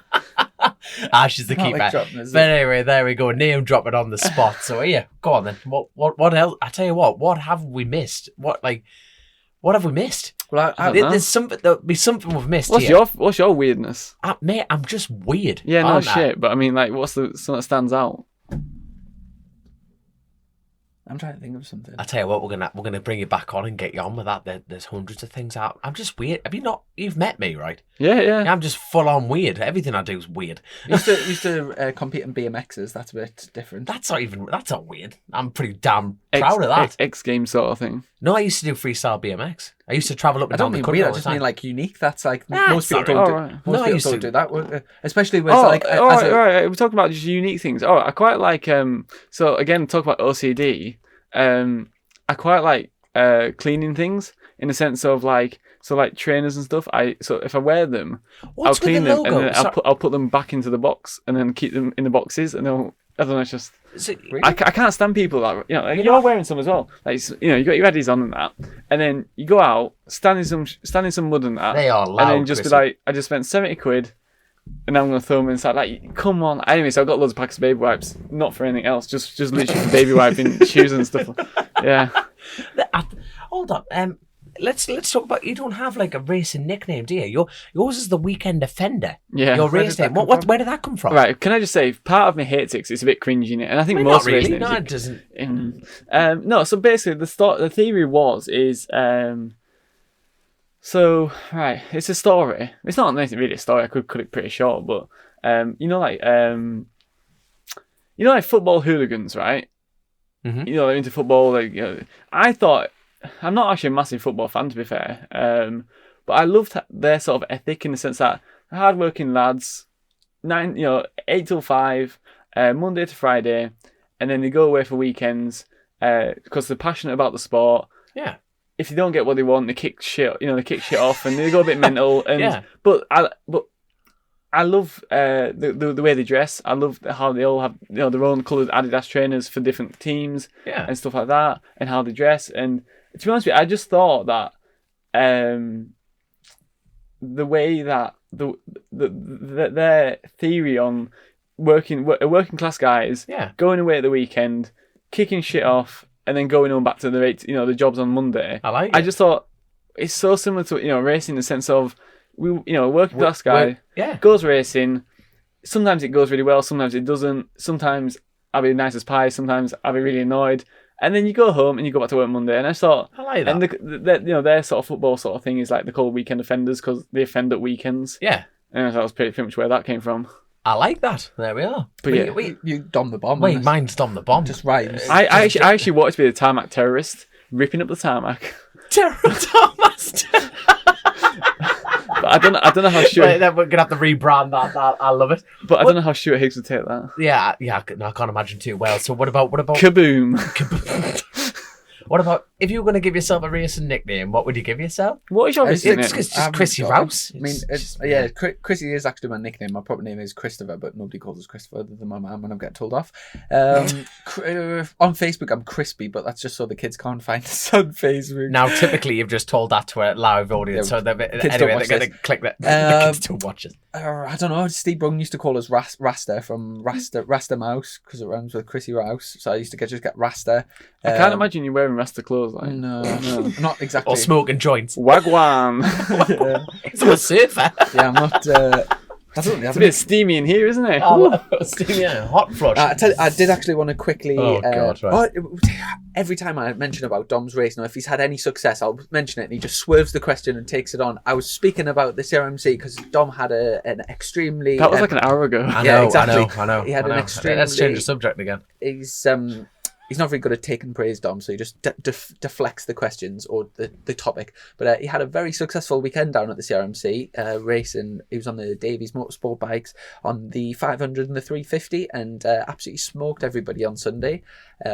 Almost broke your own lap record, I think, or close to it. Can we get a round of applause for Dominic Herberson, everyone? Yeah, Saki. A couple of British hair gel. Nice. It was flying. And I mean, do you want to... Like that train. Oh, wait, I can't wait to watch this back and actually tell if you can hear that. I was trying to edit that. No, that's Grace. Oh, do you do the sound, or is it Grace? Yeah. You do the audio. Yeah. Mm-hmm. Have you met Grace? Who's Grace? Exactly. Grace is the magician behind the show here. She's the one who puts all the graft in. I've watched Dynamo a few times. Dynamo. No, she's not that magical, but she's working on it, to be fair to her. God love her. Yeah, but there we go. So speaking of it, you must have been happy with the weekend. I'm not doing well dodging this question, am I? So there we go. You're talking to a bad person to dodge as well, because I literally will talk about anything. Fantastic. Yeah. Absolutely fantastic. But hold on. When is Alton Park? All right, that's dodging. Is that dodging the question? That is dodging. No, but seriously, I can't remember because you've got the BSB test now. When is Alton Park? End of next month. End of next month. Because I am out at Scarborough this weekend with Accountant Racing. So have you ever been to Scarborough? No. He's doing a parade around there. I can't wait for this weekend. You know you've made it when you get to parades. Exactly. Why don't you get yourself in? I'm also waving like the Queen. I'm also trying to speak about the CRMC because when I was down there, literally everyone there is a big Chasing the Racing fan. So I'm wanting to try and give it a bit of publicity. Was there anything like big events that happened? Was there any riders that had outstanding rides or big crashes or anything interesting? No, like we're going to give him a massive shout. The Welsh side of the world, Alex Sinclair. He's an absolute nutter for the show, and he'll be creaming in his pants. Just listen to this right now, I can guarantee it. But no, like, oh God, it totally put me on the spot. But like Richard Molnar, Joe Barton, you've got Will Loader, Heffin Owen, Ted Wolf couldn't make it with Harley Rushton and I've got Jamie Coward. I got a friend that does sidecars in CMA. Was it CRMC? CRMC, yeah. God, that's unexpected. You ever fancy having a go at a sidecar? No, I mean, I don't know. I guess if I do nothing else for one weekend, yeah, I'd give it a go. There we are. Like, so anyone needs a passenger, he's your man. I think obviously people probably knock it in the sense of thinking, you lean over. I reckon it's so much harder than what you think it is. I've never done it myself, but I just imagine even that getting your hands in the right position, I just imagine the floor's there. It is mint though. I tell you, I'm so buzzing about Oliver's Mount Scarborough this coming weekend. By the time this podcast goes out, this will be going out on late Sunday night, so it'll be actually after the race weekend. Yeah. But congratulations. There's a big grid going. A lot of with there not being much road racing this year, a lot of the top Irish lads are coming over. Lee Johnson normally does well around it. There's a very, very competitive grid, and the weather forecast doesn't look too good for the weekend. It looks crap, to be fair, but you've got like Davy Todd, who's not doing British this year. You've got Lee Johnson, Dean Harrison. You've got Paul Jordan. You've got Mike Brown. Stop psyching yourself out. You've got to be in it to win it, man. Didn't get us wrong. I'm hungry as the rest of them, son. I'm getting me snowman on. Get the Frosty. Chris Burns is also. He's the first MotoGP rider. How do you think he's going to get on? Just because he's been out for so long, I think he'll be steadyish, I would say. Another thing, Todd's back on Michelin's. Now, Davy Todd's the fastest man around the TT course on Michelin tyres at a 128, but no one else has been near that product, like at that speed at that product. Considering they are MotoGP, they are the tyre say that word for us. Say that distributors. They are the tyre main people. So the development is at the highest level, but that hasn't filtered down to us on the road. So I'm actually really looking forward to seeing what Davey and Chris Burns can do on the Michelins. Because it will, I'll put it this way, if they start banging in the same lap times, it's like what you were talking about with Kennedy. No one else is making the 636 work, and no one's making the Mupo in Supersport work. So at the end of the day, it takes one person to make that product. I will just say, I think Mupo did win the GP2 championship last year with Mason Law, I believe. I do believe they were on Mupo, but I'm not. I'm not saying I'm not like having a go at Mupo. I'm just saying it takes one person to actually get to win on that, and everyone goes, "Oh, there's something in it," and then you build from there. I'll just quickly say a little drop, best adverts, a little mention for a couple of lads I was racing with last week. I did the No Limits endurance race down at Cadwell Park. Had such a good time. Went down late Thursday night with Piggy to do an evening session, so I got a few sessions in, which was mega. Have you ever done one of them? So good. No. £60 and you get 4 sessions. 4 good sessions, good track time, and I was blessed with some good weather as well. And then first thing... Well, yeah, because I was there watching, and that seemed horrific to me. Thursday night. No, it was beautiful. I wasn't there Thursday night. Yeah. No. Then first thing on Friday morning, 8 o'clock in the morning, I drove up to North Allerton to do my bike theory test. Pass or fail? Passed, obviously. Oh, there we Not go. in the business of failing things, Dominic. You should know that. And just literally looking at the seat covers going. And do you know what? I'm so pleased that it got to about 11:30 on the night before, and I thought to myself, shit, I've got my theory test tomorrow. So I quickly got the app, and I can guarantee you I would have failed that test if I hadn't. I did a couple of tests, failed them, and then when I passed, obviously. You got a bike for the road? Things. No, that's what I'm saying. I'm doing my theory test. Are you getting a bike for the road? No, it's more really for doing like bike reviews and stuff. Yeah, so like I used to do them. So Chris is getting me out the job totally. So I'm no longer going to be doing bike reviews at all. I'm gutted. But yeah, I did actually. I was chuffed that I passed it. We did the theory test. You have to get 43 out of 50, I think. I got 45 on that one, and then the hazard perception's pretty straightforward. I didn't revise that, but you've both done hazard perception tests. Definitely flexing right now, isn't it? I've got my licenses, Chrissy. Yeah, I've got a car one. Hazard perception's pretty straightforward. And then back to Cadwell, can I just give a shout out to, I was doing the endurance with John Ingram and Lee Payne, and what a cracking couple of lads. Really, really chilled out. Is Lee Payne MX1 motocross material? Is that the same Speedway. guy? Speedway? Yeah. All right, he might have done a bit of motocross. That sounds as well. like Payne. Oh, for God. Fast lad, mate. He did actually retire from Speedway from a big crash, funnily enough, with his shoulder. But seriously fast lad. Cracking couple of lads, and just so exactly how me and Piggy like to work, just totally chilled. productive, but there's no stress in the garage. It's just this, and we just had such a laugh, and we ended up winning the race as well, which I was well chuffed Now, with. did Crowe go on the Pirellis? It was Lee Payne and John Ingram.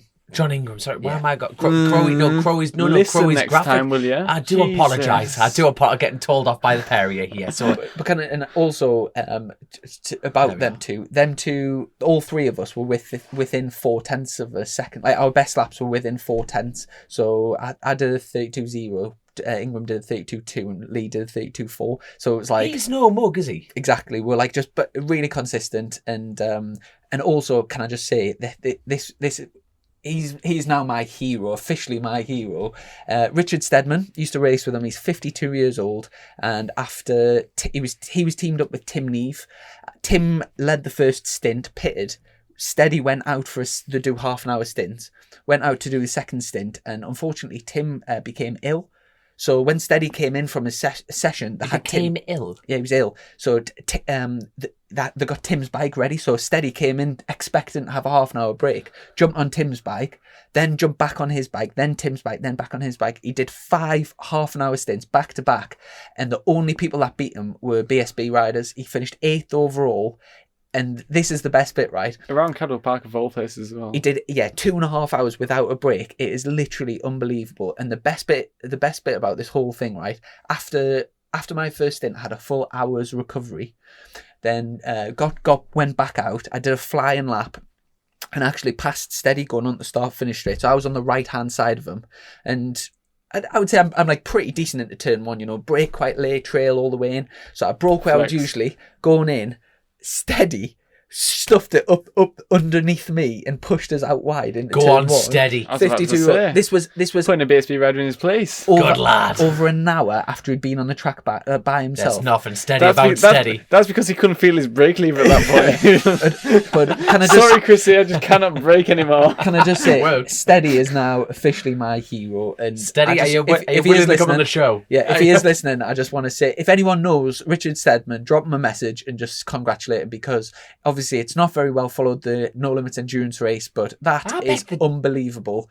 And like I said, if that's like 80 laps back to back. A BSB race is what, like Supersport race is like 16 laps, 80 laps back to back. And he's 52. And he's 52. Five races back to back, 52, and he never. Age is just a number. He was just banging out like sort of 36s, 37s every lap. And like if you went around Cadwell doing a 36, 37, it's making Rossi look like a mug now, isn't it? That's never heard of a Rossi compared to him. They are, but Steady, nothing steady about Steady. I tell you what, I went down. Steady had his Viagra pill before his race, didn't he?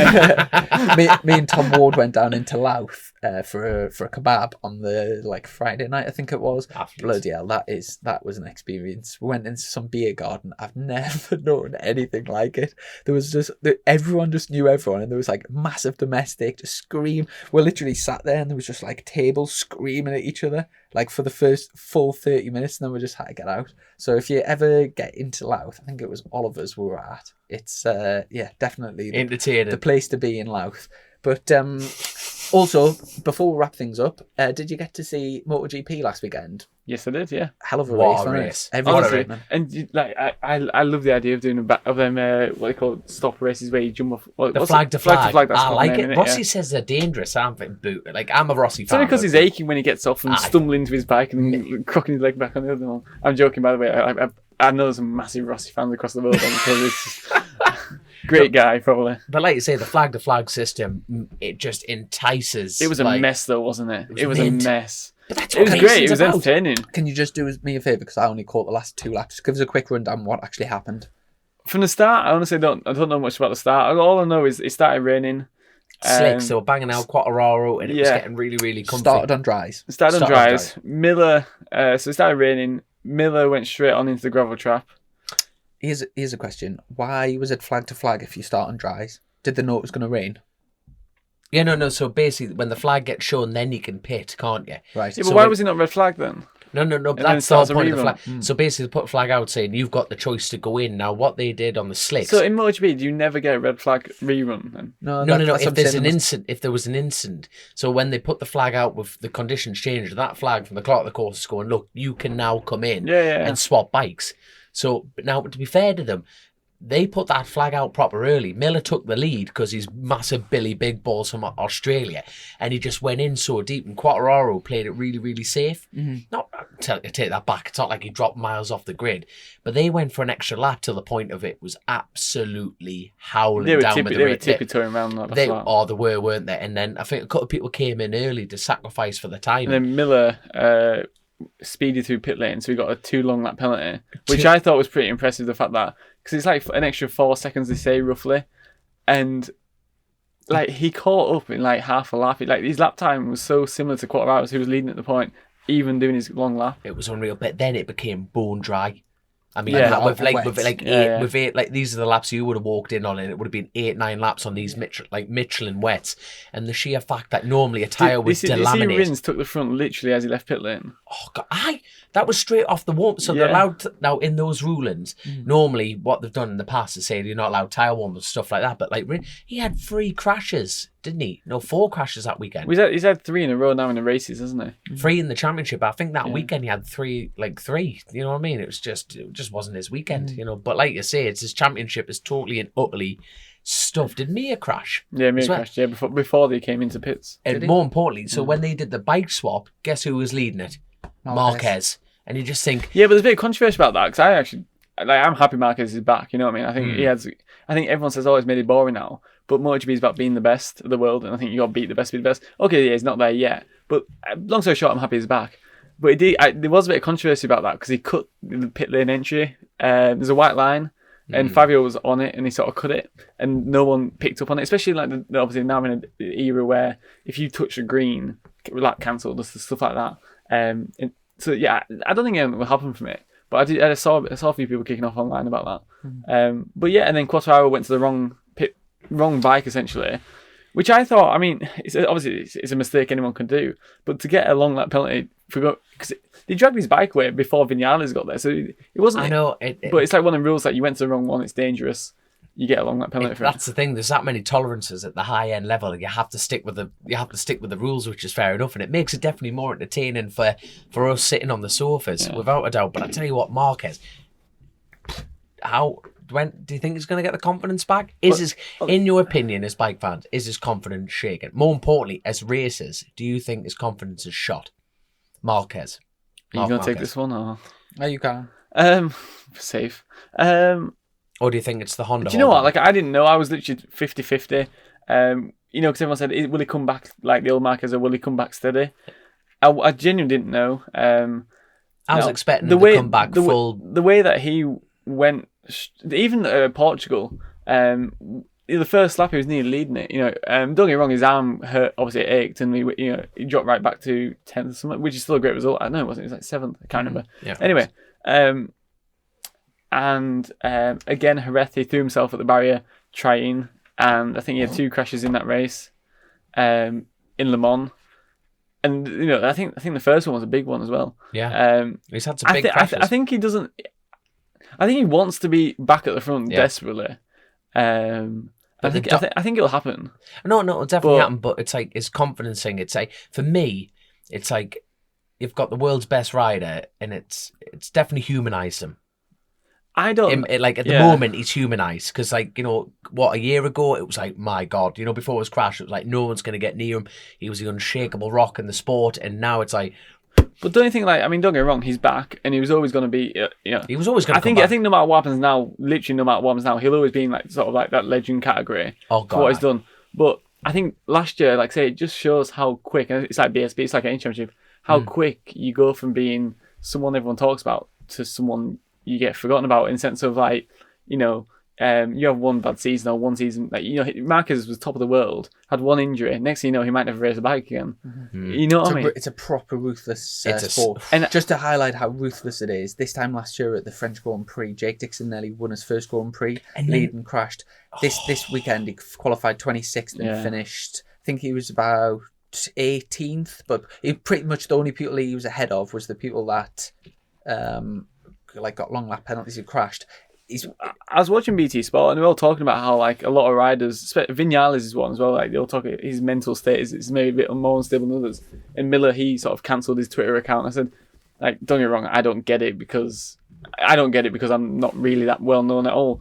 But I can understand why top riders do sort of look away from the social media because, like your Dixon and that, he'll get like 18th or whatever he gets, and he's gonna get some stick. But the world's full of wet wipes, isn't it? But like you say, social media doesn't help that, does it? So.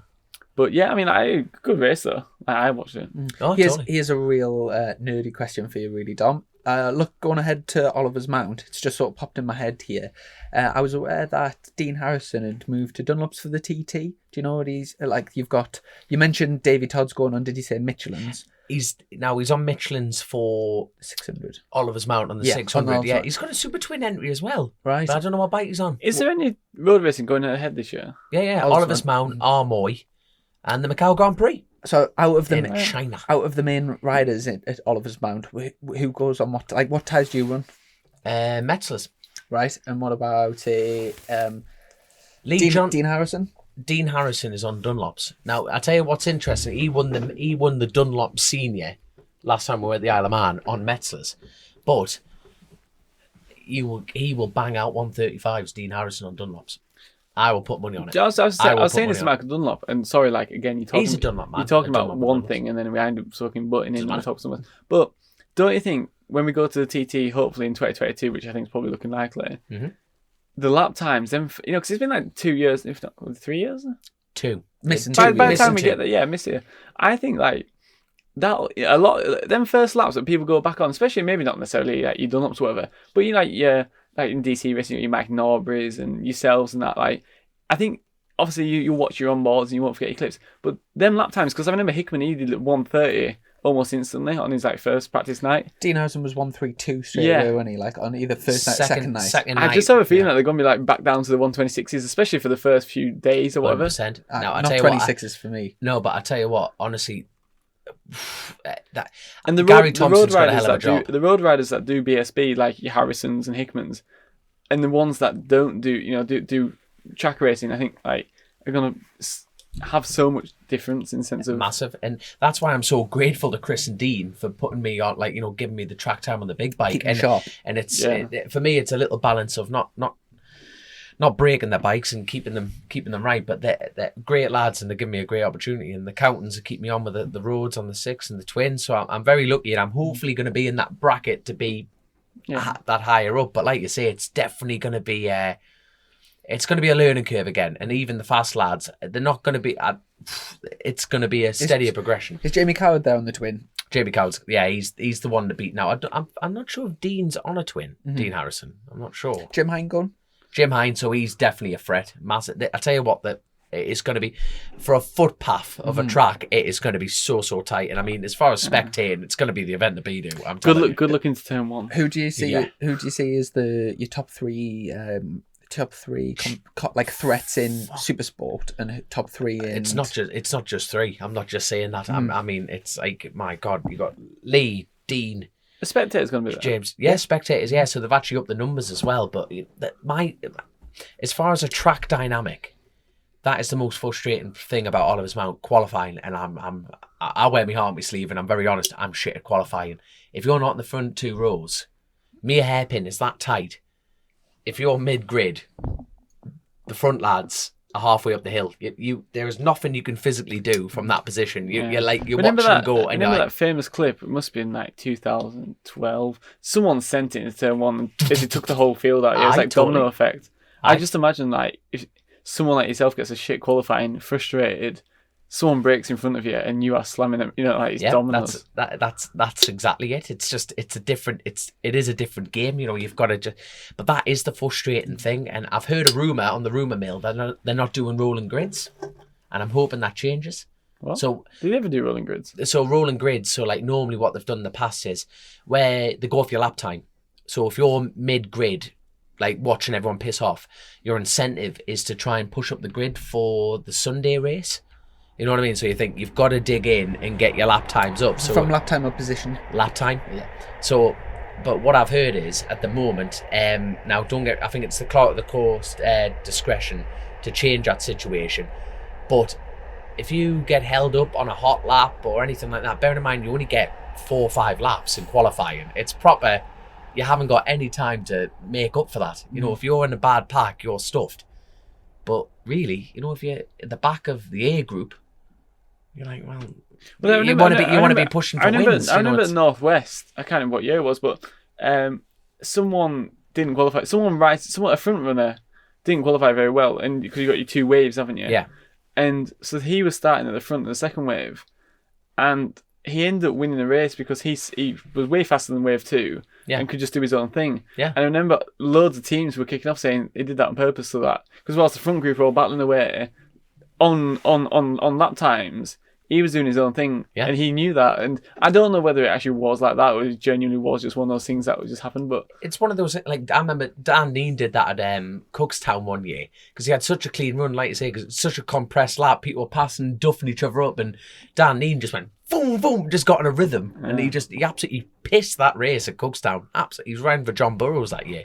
He absolutely held away, but because of the safety aspect, they do have to break up the grids, and it definitely makes it entertaining, especially if you're watching it on live timing. You'll be like, bloody hell, what the hell's going on? People, he's over there, he's over here. But Oliver's Mount, it's a flag to flag system, so it's like off you go. You know, if you're in Group A, you're all away at the same time, but you've got to make qualifying work, and that's where my nerves are, is getting qualifying right, because you need to be in the front two rows, and you speak to any Oliver's Mount rider and any spectator, you watch that and they know I'm right. Is there a particular strategy for qualifying in terms of, like, is it just about getting track position and then just really stitching everything together nice? It's one of those, because if you get yourself, when you're out qualifying, you'd love it, you'd almost want a clean run, but then you need a rabbit to chase, don't you? And you need someone to gauge off. It's like my qualifying last year, me and Lee Johnson had a clear lap. Lee followed me. And I'm going, what the fuck? And that was a huge incentive for me to go, bloody hell, I was pushing on like an absolute clapper, thinking, here he comes any minute. And it was a bit sketchy conditions, and me and Lee were on the front row, and you're thinking, all right, but that was lucky. Even Lee came to me and went, that's the luck of the draw. But in the same breath, if they keep the grids the same, imagine if Dean Harrison had 20 riders, not a clean lap, in front of him. We're talking about the lap record. I always think in qualifying, you can sometimes, and don't get me wrong, that is good to have a plan. I think sometimes you can overthink it in the sense of having strategy and stuff. And, like, I remember we always talk about trying to find clear space. You look at the live time with all the dots on, like, where's the clear space? And you try and plan it, and it never goes to plan. And sometimes you think, fuck it. Track was well busy today. There was like 50 odd tracks. Yeah. And obviously that's a lot of people on them. Stock 1,000 mile with Supersport as well, and obviously with the speed difference on the straight, it's like it was very, very busy. Do you find that unsafe, or are you happy to do that? Bloody hell, we've got two different riders here. I'm like I say, I'm quite a calm. I was kicking off at Snetterton because the amount of times that I nearly went into the back of people, did my tits in. It's just two different ways of riding bikes, isn't it? You've got one that carries corner speed and one that V-shapes corners and bolts it down the straight. I didn't think it was too bad. I thought it was all right. Yeah. But weirdly with Snetterton, you think it'd be better for the long straights. But I think it's because chicanes and stuff, stock thousands don't necessarily get in the way because they brake really hard, just like us. So they're not holding me up in any way whatsoever. And it's just left, right, out. It's the fast ones, like you got like Cascades or Island or something like that. Or like at Snetterton you got Coram or something like that. That's the ones that I felt like.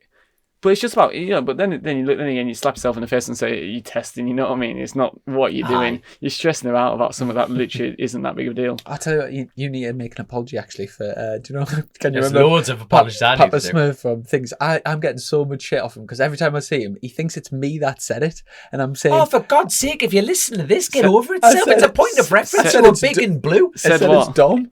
And he said, and he looks at us as if I'm like joking. I'm like, it actually wasn't me. You know what? I was trying to be grateful for the fella to actually saving Mike Norbury's life. So thank you very much. But it was like there was a big guy in blue leathers. There you go. So I do. What's his name?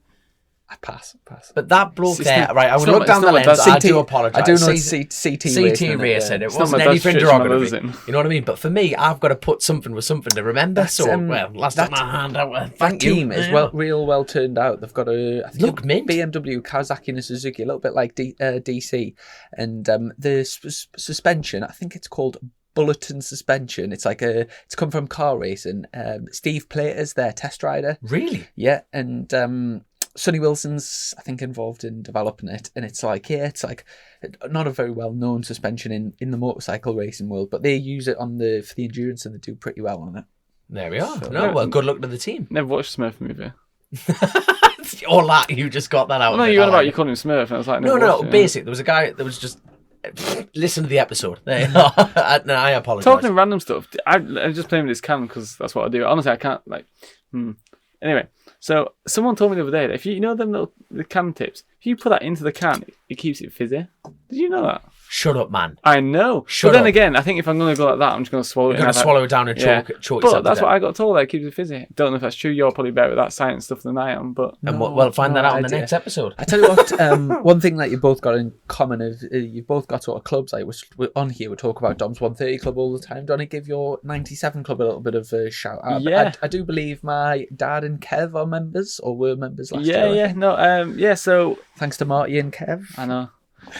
I'm doing your Keep the Faith Part 2. I tell you what, if anyone's watching from the start and still watching at this point, hats off. Fair enough. Because we've just gone from one end to the other so much. Anyway, never mind. Club 97, just a scheme, a sort of little club essentially for people that. So when I was struggling financially, loads of people would come up to me and say, "Oh, can I help you out with a little bit?" We're talking about 50 quid, 100 quid sort of thing. And I would always be like, "Thank you so much, but I'm just going to be honest with you, that's not what I need to stay on track. That's not enough." But then the theory was, well, if you get a group of these people that can all put a little bit of something, because people, I'm very lucky in the sense that I have got a lot of people around me that do support me. Yeah. And and so that was the idea. And Club 97 is pretty straightforward. 97 quid. It keeps me on track. You get a t-shirt, poster, cheaper tickets to BSB and all that sort of thing. Coming to the Appleyards garage if that really turns you on, sort of thing.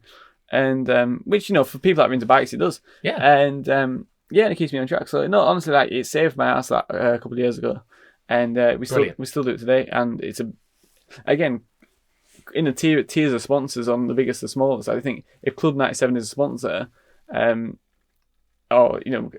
got to be in the top 3 or 4 of my sponsors. Is that Club 97 scheme? And how do people join? So you can just message me privately. Do you know what the thing is? We were having a conversation about this the other day because we've been getting a bit more publicity last year because the board never ever filled up completely. It was always 3/4, something like that. Yeah. And because of the publicity I got last year with my podium stuff, people started liking my Facebook page and all this sort of thing. Yeah, of course. That's how it works, isn't it? And this year it's a filled up board. Brilliant. Which is fantastic and obviously massively appreciated. Do you know, is it sad that I'm sat here trying to work out what 97 times 97 is? Just do 100 times 100. And then take a bit off. Yeah. 100 times 100. Anyway, never mind. So you just message me privately and I'll sort you out. Yeah, but brilliant. The thing is with that is it's a club and that's why people join to get the number because there's 97 spaces. Now, because it's all filled up, I don't necessarily know what to do because there's still people that say to me, "Oh, can I join?" I'm like, well, if you join, even though it's full, that kind of like defeats the object. Yeah. But at the same time, I'm not in a position where I've got my Porsche outside where I can turn away sponsors. So I don't think about it. People are going to help you, but if they want to get in touch, what's the best way of doing it? Just drop me a message on Facebook. Drop me a message, yeah. And like I say, I mean, we can still do something, whether we can get you t-shirts or something. Of course. With the actual club board itself, we have 97 names. Having a 97 plus club. Yeah.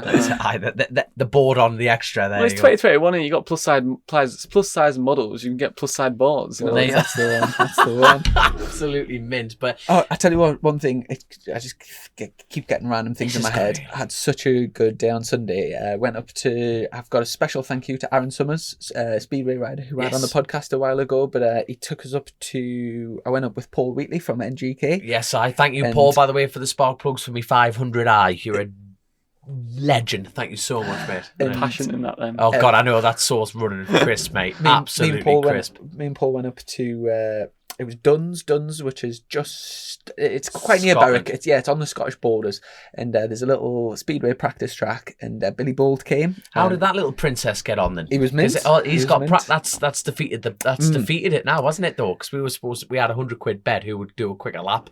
Do you know who Billy Bolt is? I haven't got a clue. This is what I mean about YouTube it. Right, stop.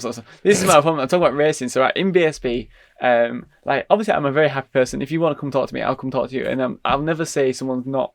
I'm definitely not approachable. Come talk to me about anything. I'm quite casual that way. Especially Lego. this isn't going Hit to him, for me. hit him, hit him, hit him, hit him, But, hit him, hit him. No, I mean, fucking hell. So, but at the same time, for some reason, I just keep myself to myself because I don't like the whole gossip side of the paddock, and the paddock can be a bit gossipy, especially as, like the kids and that. Yeah. And so when it comes to knowing people, like I don't know what who you even just said, Biggie Bolt, whatever. I don't have a clue who anyone is, and not just because I'm not interested. Just like you said, the weekend I met this fucking like speedway rider, or like I'd love to meet people. I just don't. I never. For some reason, I just never connected with it. I'm the exact same. To be fair, I didn't know who he was till that's the thing about the pod. I have learned so much, and he's still now. I'm like that. Who? What? Going on? And every time I learn something. But seriously, check him out, Billy Bolt. The things he can do when he's an enduro rider, like world champion enduro rider, and he chucks around a 450 motocross bike like a BMX. He's unbelievable. Can't get rid of that BMX fancy, can you? No, never will. But yeah, never anyway, will. went up. It was flat tracking, and I had to go on Aaron's speedway bike as well, 500. And just quick thank you to him. It was a mega day. Loved it. Was and Billy any good though? Yeah, it was really good. And flat tracking is a flat track that I was on the 450 KX 450. It was as much fun as you can have like on a practice day. It was so good. Was Billy any good then? Yeah, I'm saying he was mega, really good. Shit. Really so good. I haven't got a hope then. I'm gonna have to get some practice in now because Billy's I know totally you're- tarnished the bet now. Dom is really like weirdly really good at stuff. Like when he just jumps on like trials and As I said, this is just my anything. biggest downfall. I've literally never done anything with an engine other than drive my Mini and race a motorbike. So like when At a people very talk high about, level. when people talk about not the Mini driving, when people talk about enduro, speedway, motocross, all that sort of stuff, like I'd love to give it a go. I just Well, yeah, It's weird. Do you Life's know for living. Where Yeah. we're sat now, I come here all the time, like literally 2 miles away. There's a quarry, Homeside Quarry, I think it's called. Yeah. And that is, you've been as well, haven't you? It's been crack. I don't know if that's mega. more hurtful than anything. The fact that like someone who like we spend a lot of time in the paddock. Well, I never spend time with him, but we're in this very small paddock, 12 times a year, if not more, with the testing, and he comes like within a couple of miles of my house. And I didn't literally- know you lived hold here. on, mate, we just got your postcode to do this interview, so I don't know what you're talking about. We'll get you invited over next time. There we are. There's a definite. But I'll tell you what, lads, we're going to have to wrap this up because unlike you two, What time are we on? I have work tomorrow, and it's 11:11. It's 11:11. They are Wait. sign of an angel, like sign of an angel. Where are you grafting at the moment? You're Where am I welcome. grafting up in Wollaston? You're welcome, you Jim. Yeah, up in Wollaston. So I'm actually going up to Scotland now. So there you go. So You're driving from here to Scotland. I'm going from here to Scotland, young'un, because I've got a job. Why are you, man? Pay for that was actually still shite. I thought that was pretty good. That. That's not bad. I tell you, It's not bad. quick shout out. It's a bit of a special day for you last week, wasn't it, with your dad?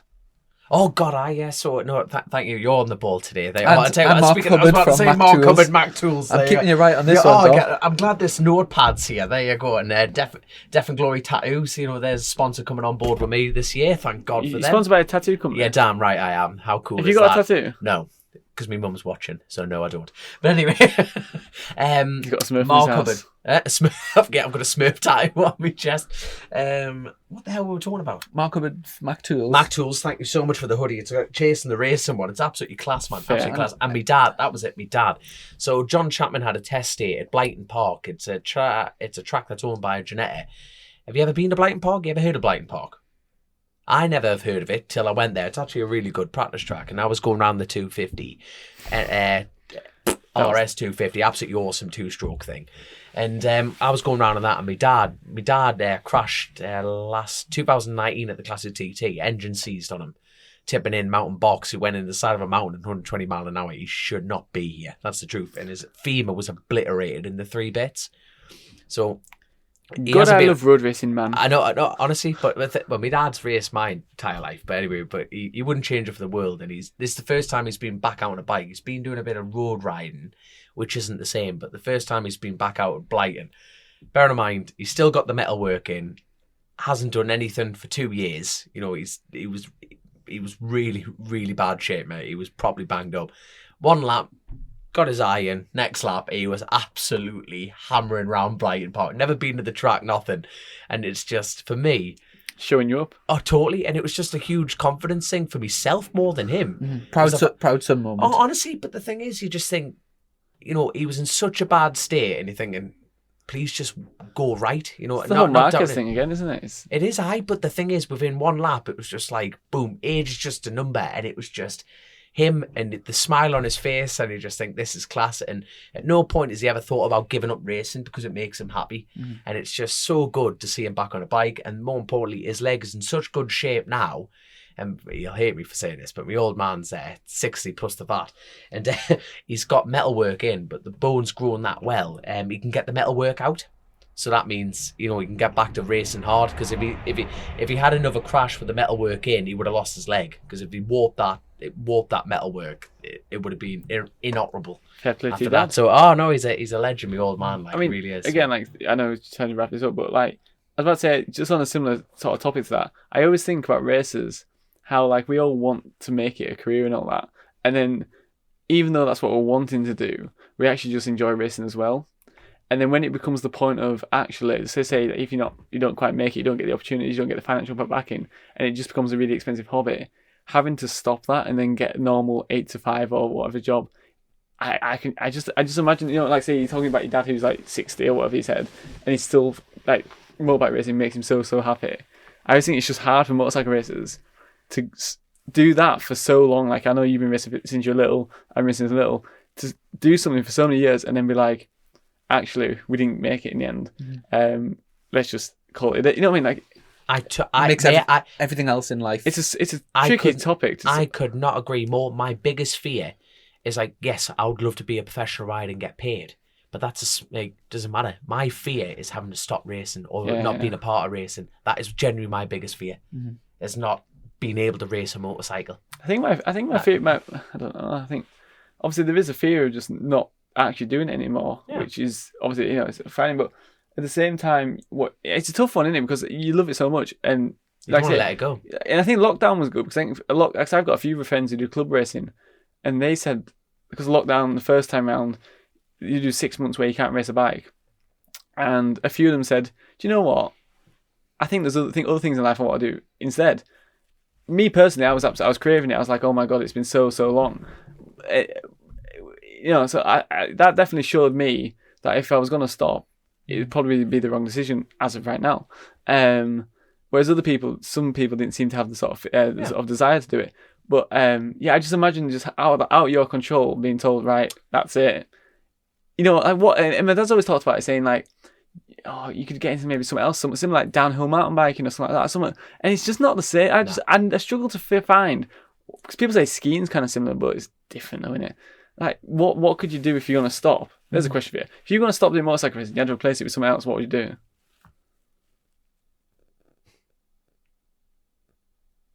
Difficult one for me. Like. It would be motocrossing for me, but that's still racing motorbikes. You know, if you got rid of every kind of discipline in motorcycle racing, I have no idea. There's nothing in life for me. There's nothing in life that like comes close. Replicate this any discipline. You know what I mean? That's what I mean. You see, like, you know, you see your mates. I'm assuming, like, I'm 21. You guys are a little bit older, but you know, you see your mates, whatever, like going to clubs and pubs and stuff like that. And don't get me wrong, there are times where you think, you know what, like, I miss hanging out with my friends or whatever.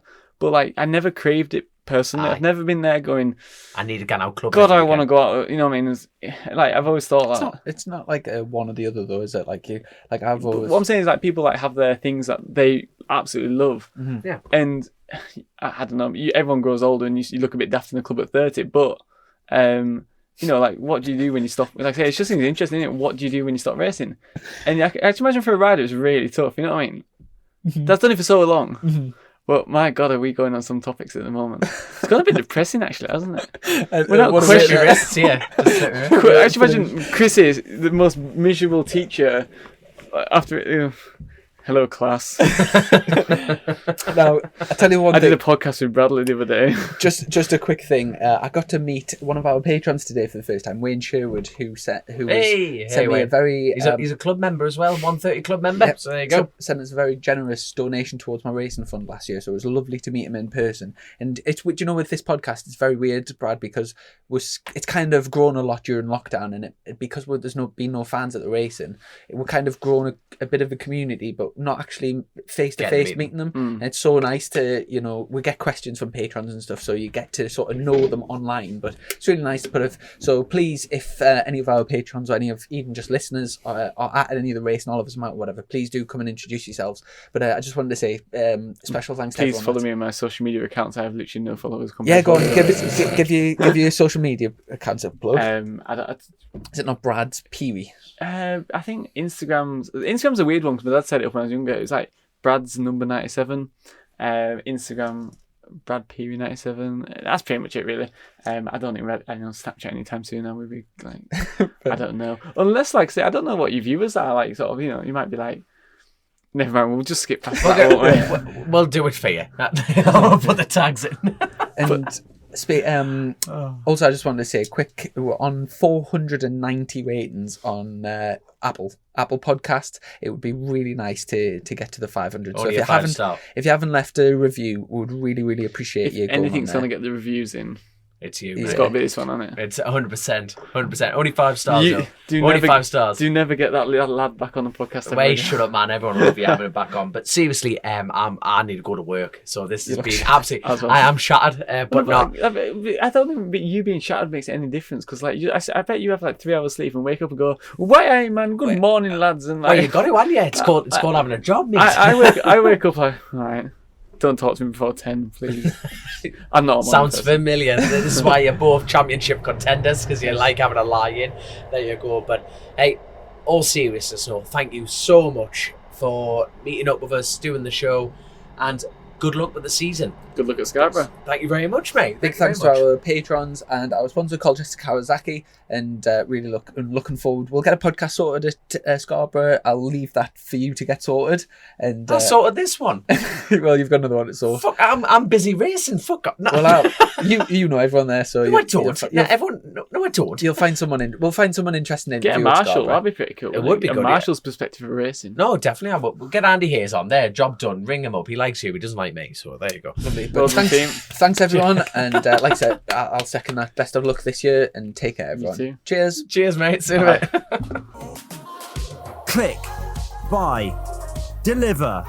With remote purchasing from the 2-time Motorcycle News Dealer of the Year, Colchester Kawasaki. Proud sponsors of Chasing the Racing.